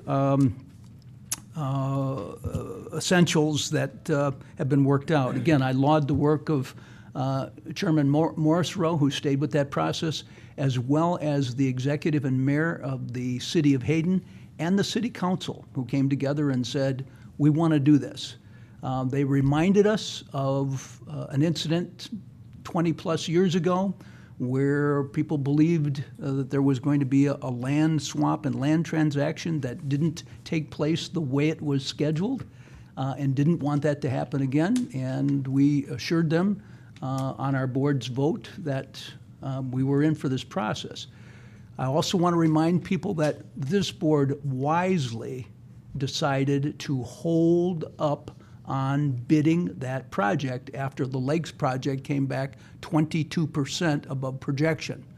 On the council of Brian Martin and the council of people in the field, it made a heck of a lot more sense for us to put a hold on that. Unfortunately, slow the process down, but come back at a time when our bids would be much more attractive than what they would be now because of the deep involvement of the construction workforces on projects, not only on school sites in this community, but all over this community. And we can move forward on that. So they're awaiting our discussion on May 17th to possibly have us discuss new bid dates or a kind of forecasting when we might put this process back into play with the bidding process, and therefore selections, scheduling, and so on and so forth. You had talked about the RFQ for, and I'm moving ahead here very quickly because I know you want me to keep talking for minutes and minutes and minutes, but one more. The RFQ for the Lakes work that was mentioned for the owner's rep, construction manager, general contractor position. Board should be reminded that they wanted to look at that concept first through the Lakes project. It's kind of a mini version of how this thing plays out to give you an idea of how it goes. Dr. Nelson and I had an interesting meeting last week with Wiley Dobbs, who was the former superintendent of Twin Falls District, who used this process on a $75 million implementation and spoke extraordinarily well of the process and the savings that it created for the Twin Falls District. So I think we're headed in the right direction, and I'm as excited as you are to give this a look. In your board weekly memo last week was a draft of that RFQ, and we ask you to take one more look at it and give us any thoughts that you might have relative to that situation. What'd I forget?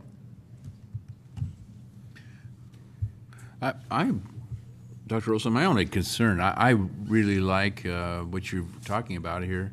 My question always has been, do we have the money to do all three of these things?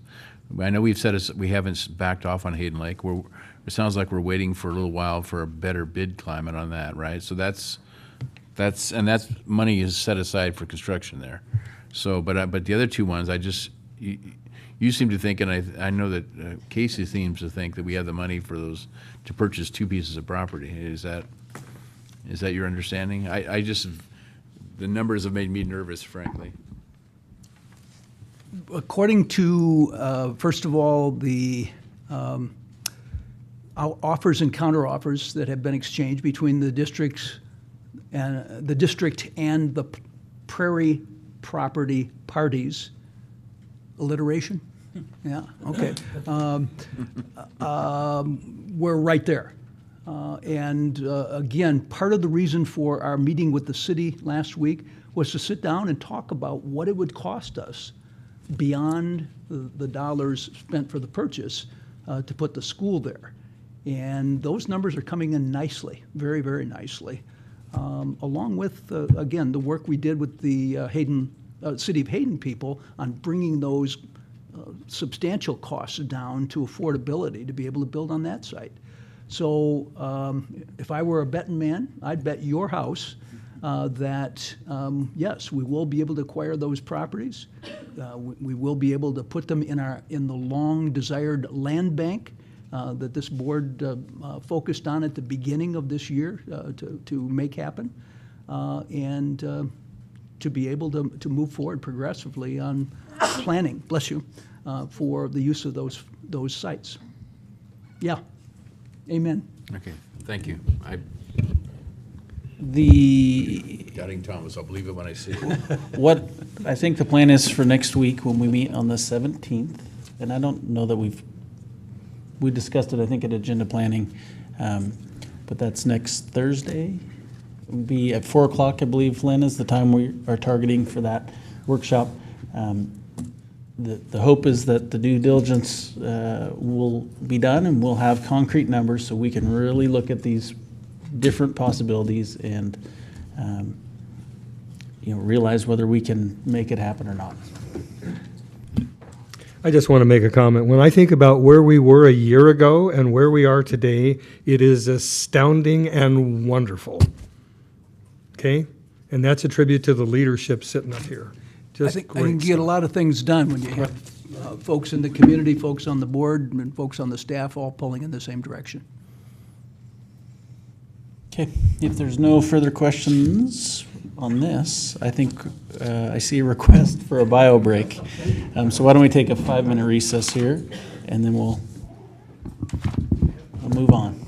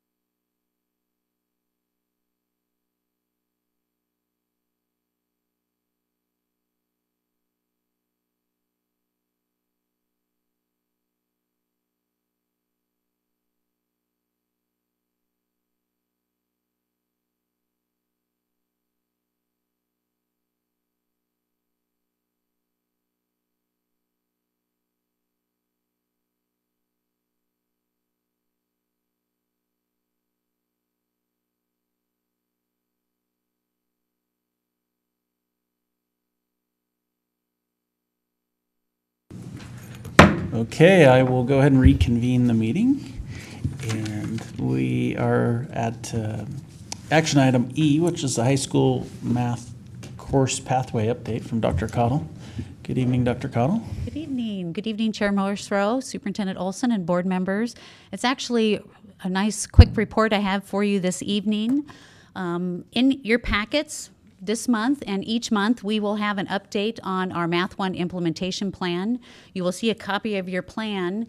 And the part that is different is in each plan, there is a section that's titled Progress. And so as we progress through this implementation plan this spring and next school year, I will be updating you on that progress, and you'll see all the changes in red. So this evening, I just have a few to highlight for you. We have established our preliminary Math 1 team. They will have 2 days of professional development and work time, which will be tomorrow is our first day, May 8th, and then we will meet next Tuesday, May 15th. During that time period, we will be completing the scope and sequence for the Math 1 course. We will be identifying our learning targets for each unit. We will also be establishing our checkpoint assessments and writing our end-of-course assessments. Most of that work we will do tomorrow, and then on the 15th, we will flesh out our unit plans and prepare for our meeting with all of our Math 1 teachers on May 21st. And that was a mouthful. So I'd like to say that we are on target. Our goal was to make sure that we had everything in the hands of teachers by the time they leave this summer, and they will actually get everything in their hands on May 21st, which gives them some time to dialogue and meet and collaborate prior to leaving for school. And that's really all I have to report at this time, but I wanted to basically keep you updated and just remind you this is the format that you'll see, and see if there's any questions. I just want to say I appreciate the update, and in the 5 years on the board, I've never seen a curriculum issue generate so much controversy as the math issue did for months. So I think it's really important to continue to update the board regularly and the community and the people who didn't agree with the change as to what we're doing here. And so anyway, I appreciate this report, and I look forward to regular reports on this issue. Thank you. Thank you, and I would say that we're dedicated and we want to make sure that our students are successful, and I do agree it's important that we share with our public every step of the way. In the past, we haven't done that, and I think that's what's caused some of our problems. And I especially want to thank Dr. Nelson for leading the charge on this and taking the charge so many times. Thank you, Mike. You did a wonderful job, okay? Good stuff. He did. How about the text exchange? Is that in process? Mike, would you? Sure. And actually, we're very excited because we will have the textbooks in our hands tomorrow during our professional development. Sure, Chair Morris-Rowe, Superintendent Olson, and members of the board, that is ongoing. We've already received our teacher support materials for the brand new series, and we will be working to exchange everything out over the summer. So as of start of brand new school year, Math 1 students will have an official Math 1 branded textbook. Thank you. Any other questions for Dr. Connell? Okay. Item F is policy for information, and there's a number of things on here, I'm guessing from a number of different sources. So who's... Oh, okay. It's not.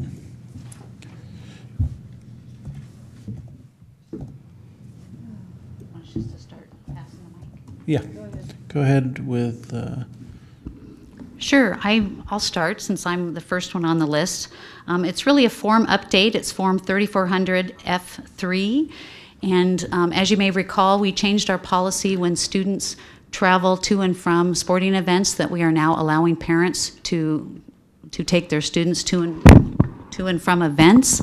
The change on here is a change, some language that shifts the liability to the parent. When the parent transports the student, then they are liable. And so this was a suggested change by ISBA.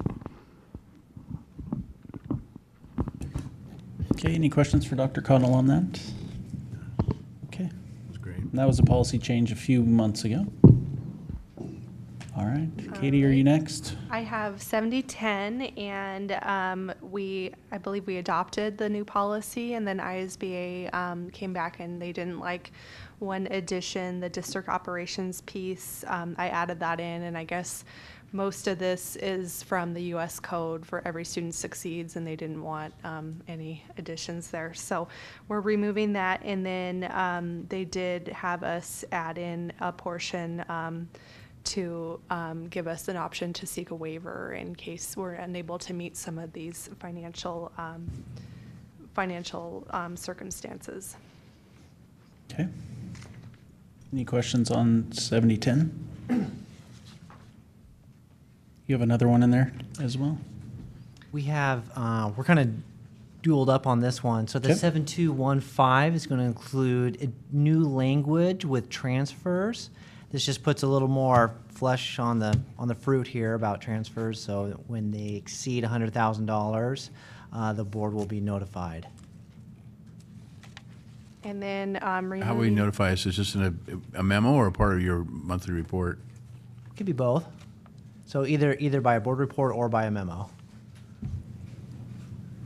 We'll need to stipulate that with the incoming superintendent. The concept here, again, the business office has helped us facilitate some trigger language that basically says, unlike years past when transfers were used to help balance the budget or reconcile the budget or whatever, the board was unaware of that from now on, and we've used the figure $100,000 from a singular account to notice the board. We'll need to decide how you want that done. Do you want that done in the weekly board memo? Do you want that done with a special notice or whatever? We certainly can determine that with the incoming superintendency. Let's, since this is out for 30 days of public comment, why don't we just think about that over the next 30 days, and if there's a way we want to get more specific about that. I personally just wouldn't, I know we'll deal with this issue later, but I personally wouldn't want to see it buried into another report, but something will stand out and it'll catch my attention if I read my email. It's a lot of emails. And the other portion here is ISBA recommended that we delete procedure 7215. And as I was reading through, I think they presented a sample policy that had a lot of redundant language from or a sample procedure that had a lot of redundant language from the policy, and I ended up just putting them both through, so I agreed with deleting that.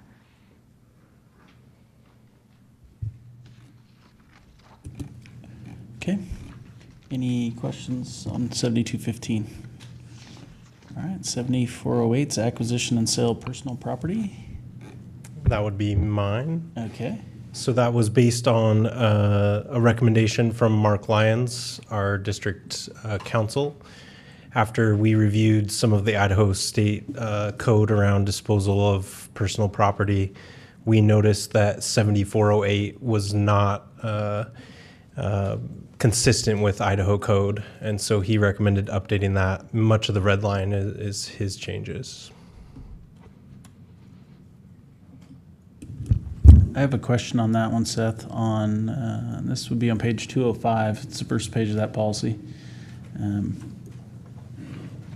Previously, basically the board through unanimous vote was the one who made the determination that the value was less than $500. Mm-hmm. And that's been stricken now in the new policy. And it doesn't really specify how. So I guess the question I wrote here in the margin was just who's determining that value?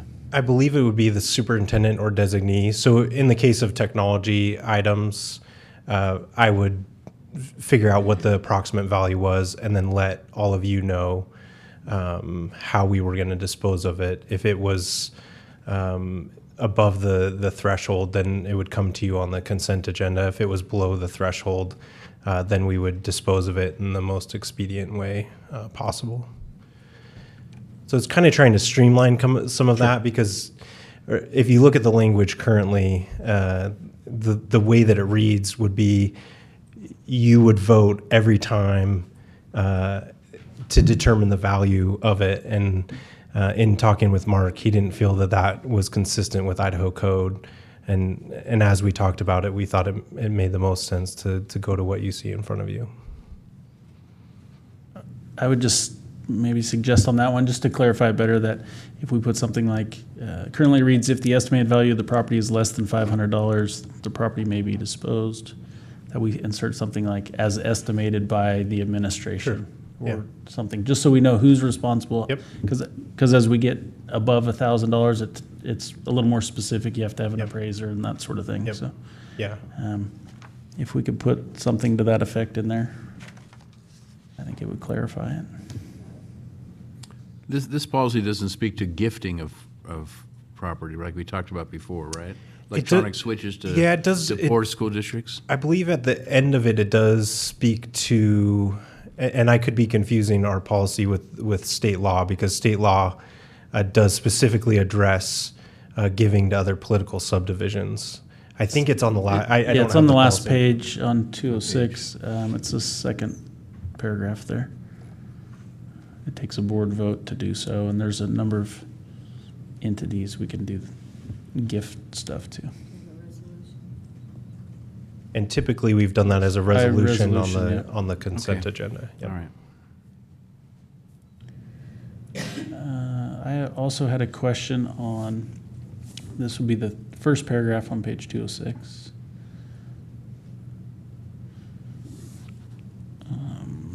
Let's see, what was my question? I think it was just a wording issue. I'll just send that over to Lynn, just as a question there. Okay. Any other questions on 7408 for Seth? Okay. 8200 is wellness, I think. Yes, that would be me. Oh.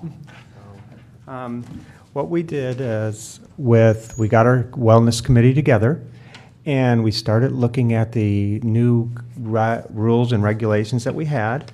And what we found was that the wellness policy was in having 10 different locations that you would have to find it. So we worked on consolidating that all. And Pam Westberg went through ISBA. They looked at it all. They made it just a couple, tweaks on that, and we're able to do that. So we're going from probably about 20 pages down to 3 pages for the wellness policy to be able to do that. And that's how it's going to be redlined out for you there. The other thing that we're doing is we're also making tools available to staff, to families, to students, on all the aspects of the wellness policy that's in there. So the smarter lunchroom snacks, we have Idaho wellness policy reports that we're going to be able to report back to you, to the board. And then just a variety of different things that will help in, non-food rewards and all those different type of things to help our kids be healthy in the schools. So. It looks like you eliminated a whole lot of stuff. I was looking at this, like, for instance, one of your prior policy things was talking about what's in vending machines, right? And, and that's... Right. Well, what they do is they have, right now, all the vending machines have certain standards through their associations that can only have certain things in them. And there's a whole list of those. There's also calculators, so if people want to be able to calculate, if they want to serve snacks at their school and be able to sell them. The other thing is that they have is fundraisers. So you can do up to 10 fundraisers per year in each school, so they could do that.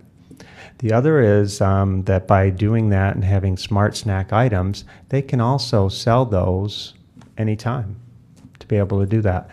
And the school day runs from midnight to 30 minutes after the end of school to be able to do that. So it gives us kind of a time to be able to do that. So really that's what our ultimate goal is, to do that and really be the role models for our kids too.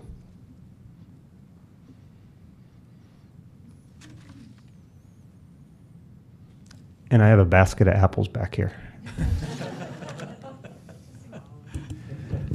Well, I like the changes. It was just much simpler and a lot more compact. I was reading some of the stuff you'd crossed out, and I was kind of amazed why we had that specific down to carbs and all that kind of stuff. And your policy you're suggesting is a lot more general, which I think, but also meets the targets that you're trying to address. That's absolutely. And then once we put it all together in different packets on the website, you would be able to go in to just click on those, and they'll just pop right up and get you the information. So you don't have to search through policy after policy for that.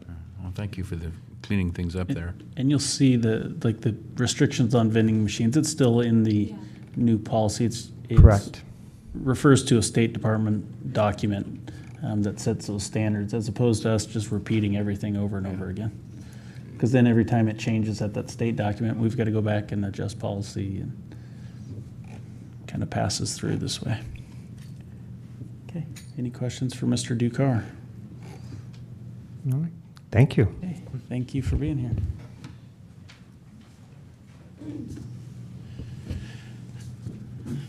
Okay, we are on to item G, which is curriculum and assessment, the Mike Nelson report.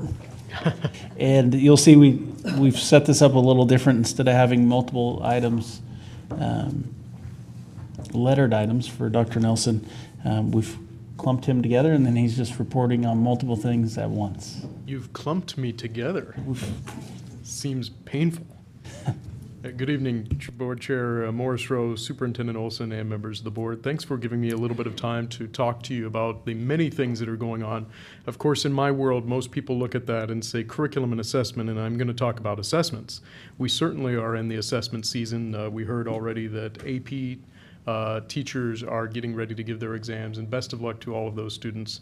It is an extraordinary time, and tensions are high, but at the same time, we have a lot of great preparations that are going on. So I'd like to tell you about some of the work that we're doing on the curriculum side before we go into that. The first is why you see a couple of people sitting in front of you tonight as well. These are 3 staff from Lake City High School and who have been involved in our language arts adoption. We started this process back in the day in early October, and we received 134 different titles for us to consider for language arts. This is the first time that we've looked at language arts since 2003 in our district. It's been a long time, and things have happened over then. So since then, we started out with that big 134 items, and we've been narrowing and winnowing down until we can get to the point where we make recommendations to you this evening. We've done everything from bringing in our vendors to piloting in the classroom, and ultimately have reviewed it by a community advisory panel, our ad hoc committee, to be able to make 3 recommendations to you tonight. The recommendations give you that balanced stool approach. The first is going to come from our ad hoc content committee, which you seated earlier in the year. The second is going to come from our content committee, our teachers who are using these materials in the classroom with their students and getting the feel for how it would look over an adoption period. The third is from our administrators, and we look at things such as price. Can we afford what we would like to see? Is it going to work with our systems that we have? And again, what they're seeing in the classroom use. So the first set of recommendations that I have for you is going to make your lives very easy. It is a unanimous recommendation to you for a title called Study Sync. It is a computer adaptive program with physical textbooks, which would provide students a great opportunity to explore different elements of literature at their own pace and guided by the classroom teacher. It is coming to you tonight from the ad hoc committee with a 13-0 recommendation, 14-0 in one level.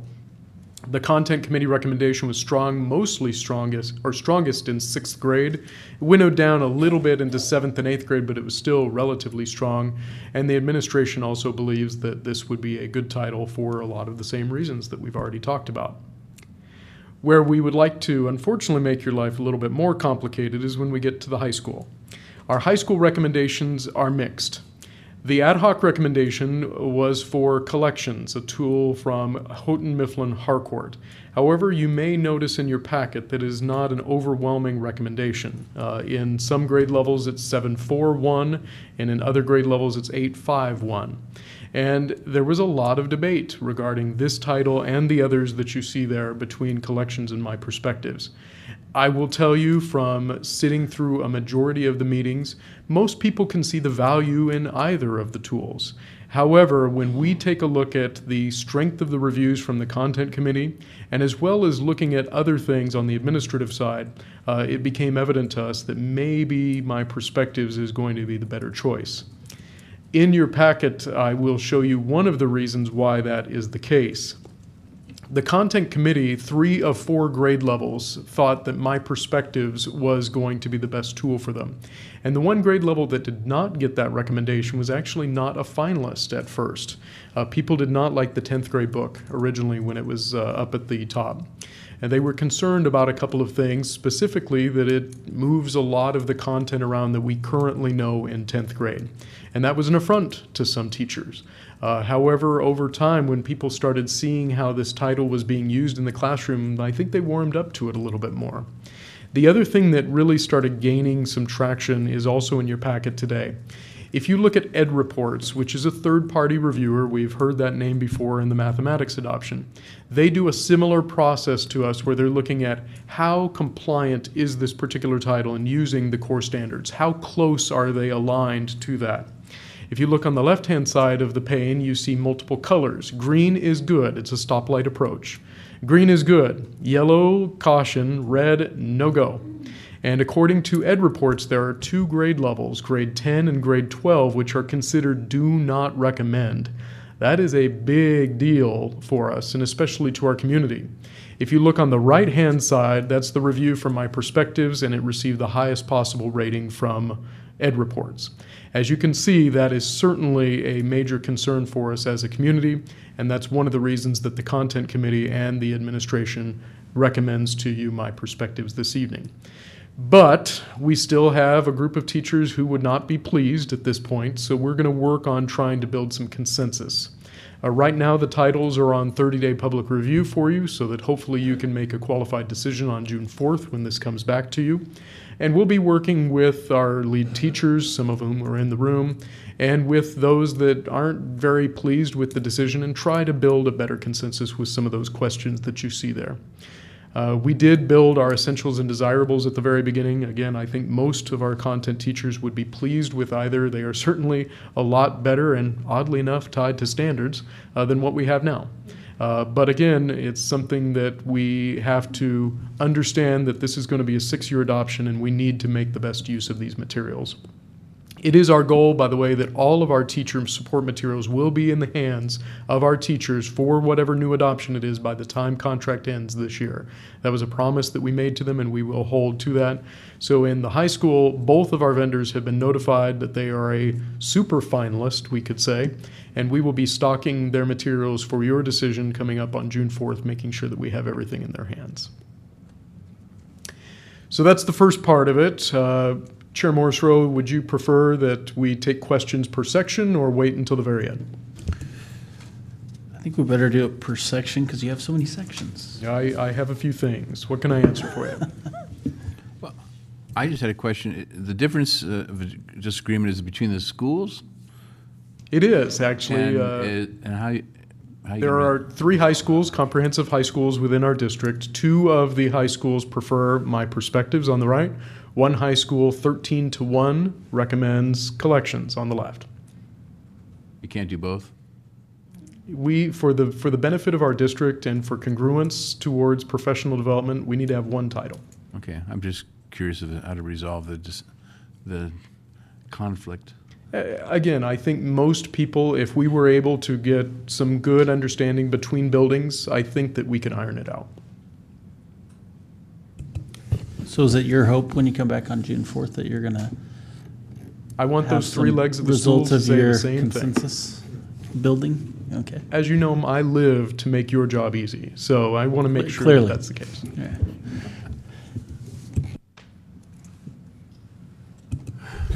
Okay. Anything further on this? So people from both schools all 3 schools are going to be trying to talk this out by Yes. June 4th? And again, I think we're only talking about 1 school who really didn't get a good feel for the title. They just did not feel that it would be appropriate for them. And I think they take a different approach than the other schools do. But the number one thing that's important to us is that we have the highest quality of materials in front of kids' hands. And that Ed Reports review is a tough one to get past. All right, thank you. Mm-hmm.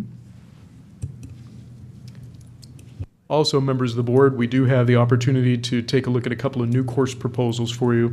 These things keep coming, and unfortunately, a lot of it is circumstantial. The first is a new course proposal in your hand that came forth because Lake City High School would like an additional elective in mathematics. As you know, on the block schedule, it gives them opportunities to be able to do so. This would be a single semester elective that is, in some cases, an SAT prep, but it's focusing on all of those higher order thinking skills. And my whole presentation just died, so that's not a good thing. Yeah, I killed it. So this would go through and provide greater opportunities for students to use the materials that they have, and also do any additional test prep if they so choose. The other is a unique approach because of the fact that they have had a change of staff at Lakes Magnet Middle School. And Rebecca Comstock recently moved to the middle school this year and is in the process of, revamping the fine arts program at the building. Thank you, Seth.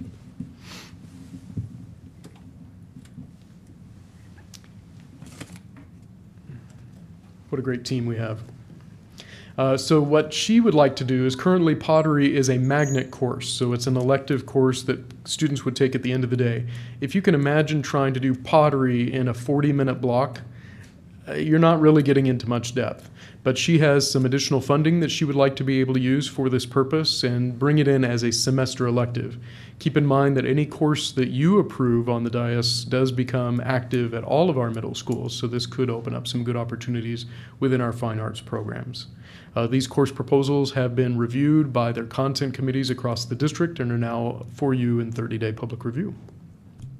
Does Rebecca have a kiln? She has two. Two, okay. I will tell you that she's not overly pleased with the quality of the kilns, but they apparently work well enough.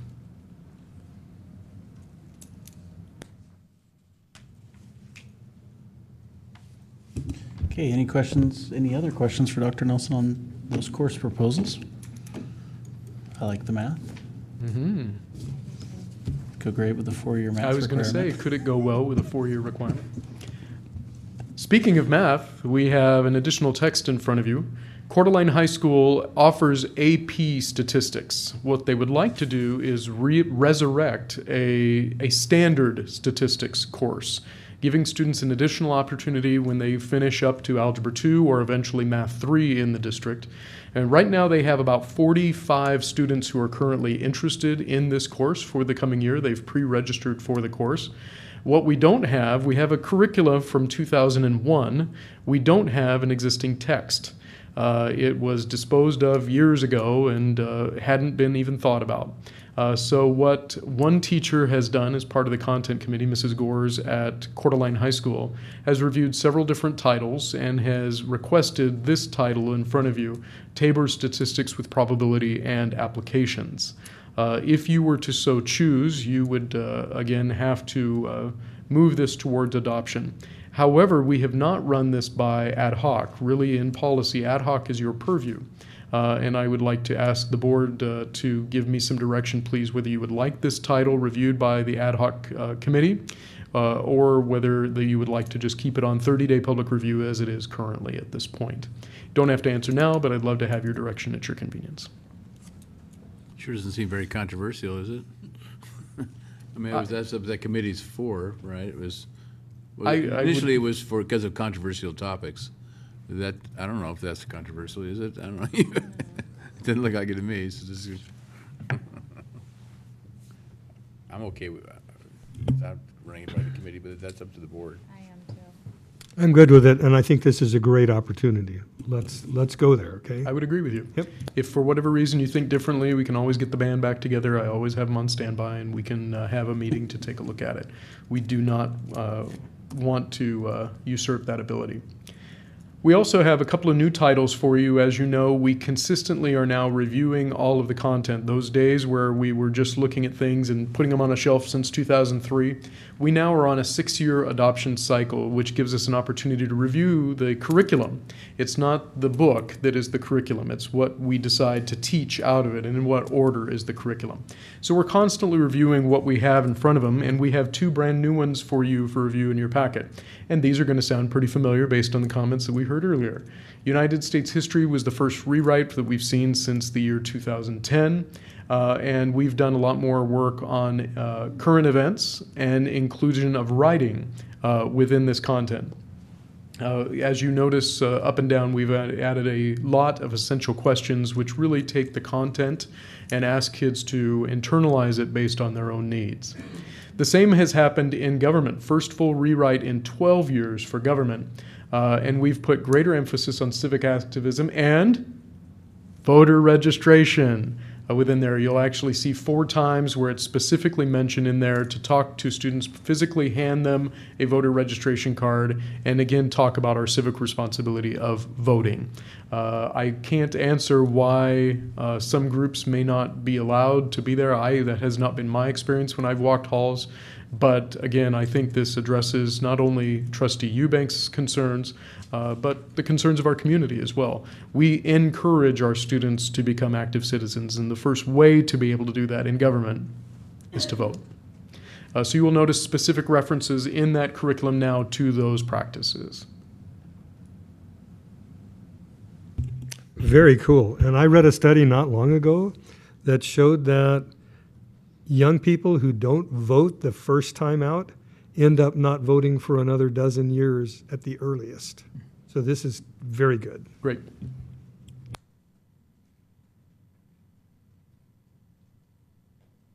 Got 2 more topics for you. We're moving along.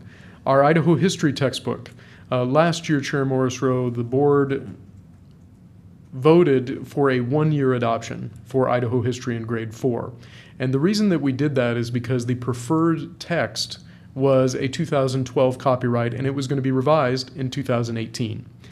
So the new version of the exact same text is now available for us.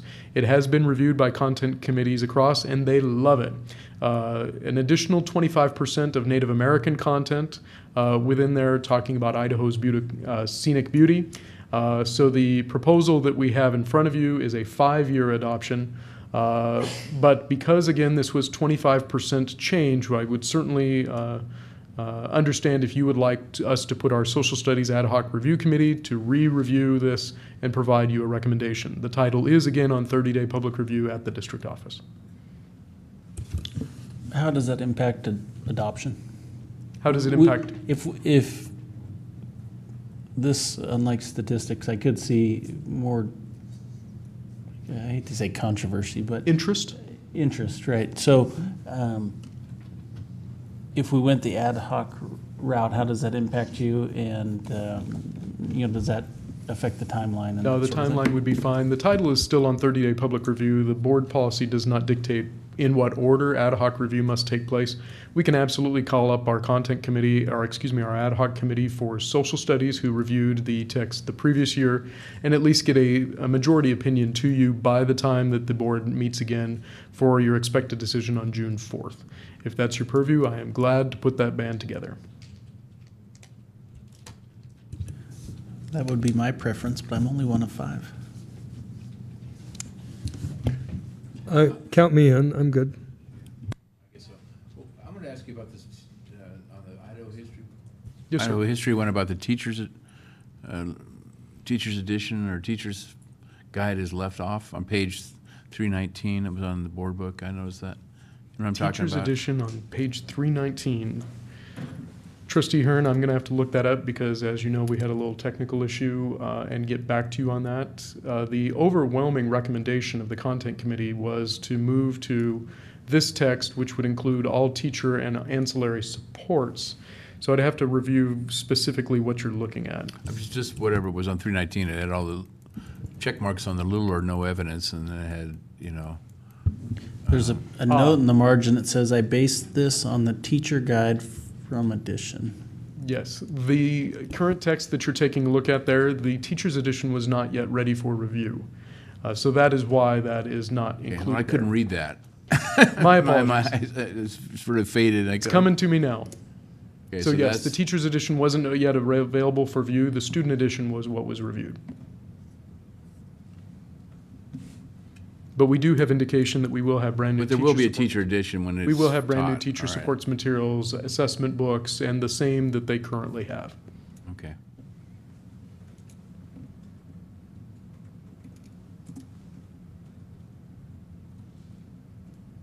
Last topic, everyone? Fantastic. This is a reminder that our students must pass a civics exam to be able to graduate in Coeur d'Alene Public Schools. This is a statewide graduation requirement, and we wanted to remind you what this looks like. As a student in our district, you are given chance after chance 4 times a year, starting in the 7th grade year, to pass the citizenship and naturalization exam given to any immigrant into our country. That is per state law. All 100 questions are given to the student in a multiple choice format, and a student must pass again with a 60% or higher, just as we would expect in classroom instruction. As you can see, we've had only 70 students since this exam has been given this academic year that have failed. We have had students who have retested after failing and have passed.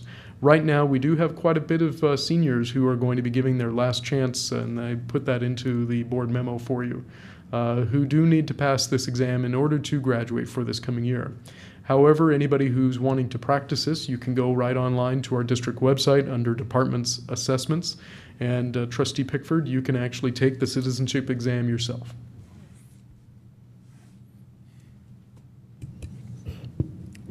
You said that begins in grade 7? Right, And students that's starting in administered grade to every 7. student starting at grade 7? Correct. We put out a regular link during each of the windows, and any teacher in the district can administer the exam at any time to any student. It must be taken during the school day, however, for test security. But that's a requirement that those teachers administer that test? No, that is not. The only requirement is by high school government. We want them to make sure that that is out of the way. However, we have about 15% of our underclassmen who have already taken and passed the exam, so they don't have to worry about it anymore. But somewhere, some along down the way, they have to pay the piper and take the exam.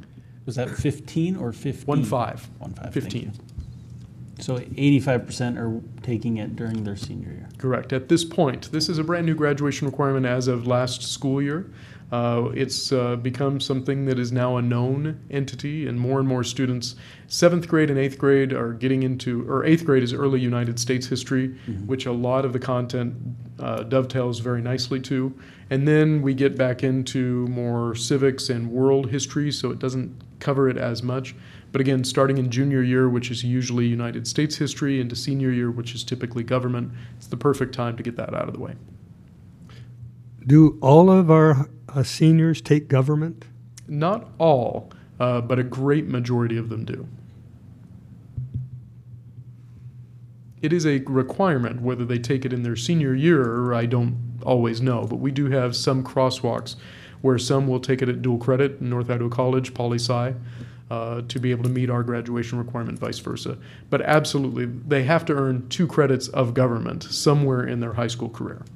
This is a good requirement, a Glad great you enjoy it. requirement. You can thank our legislator, they're the one who put it in. I think Mr. Hearn wanted to thank him. Sure, absolutely.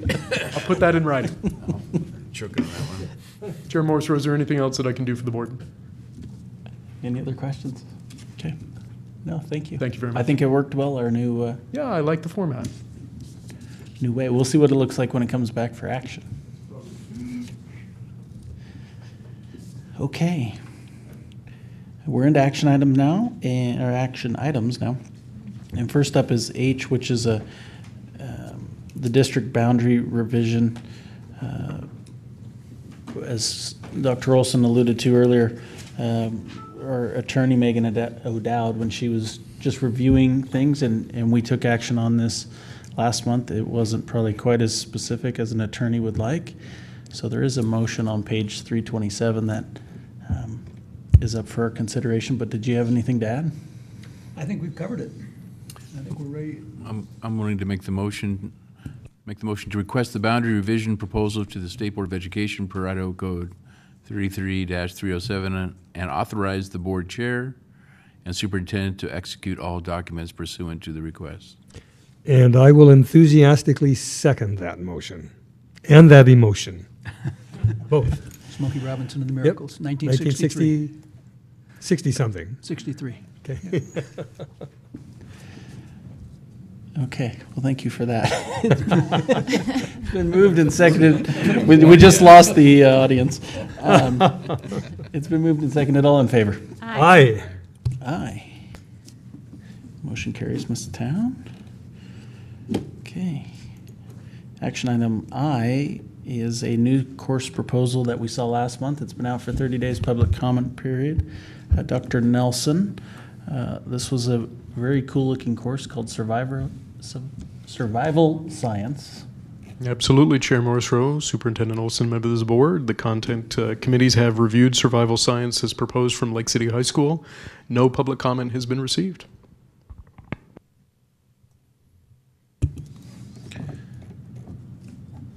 So is there a motion to approve the new course proposal as presented, Survival Science? For I will Lake make City that motion. Yes, very, very enthusiastically again.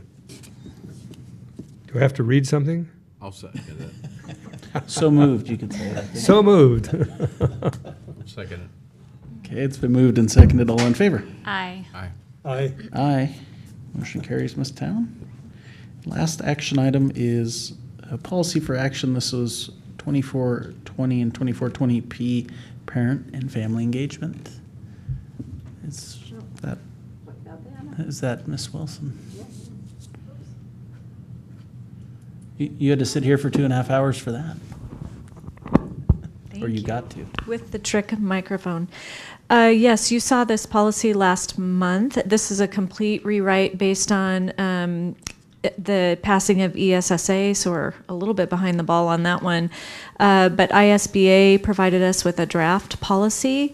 We are required by title regulations to take this to parent committee, which we did earlier in March. Parents added a few, you saw throughout, little red line items where they struck one item, added a couple more thoughts there. And then we've had that out for 30-day review and no comments received so far. Okay, this starts on page 330, and is there a motion to approve the policy and procedure as presented? Seconded. Okay, it's been moved and seconded. All in favor? Aye. Aye. Aye. Motion carries, Ms. Town. Any committee reports tonight? Hearing none, seeing none, we'll move on. Upcoming dates, there's a bunch of them, and these are just board-specific ones, but next week we have the budget workshop on Tuesday. We'll have the property workshop on Thursday. Do you have a time for that one yet? The property one is 4. 15th is 5 o'clock. The 17th is 4 o'clock. Okay, so May 15th at 5, May 17th at 4, and then we'll have a regular board meeting, All the way down. the budget hearing, the budget approval, and then the annual meeting. Mix in a couple graduations and honors breakfast and all the other stuff. It's going to be a busy month. Okay, any questions, anything further? I just think this has been a terrific meeting. We've heard a lot of good stuff tonight. Okay. Good stuff. Well, nothing further. Meeting adjourned.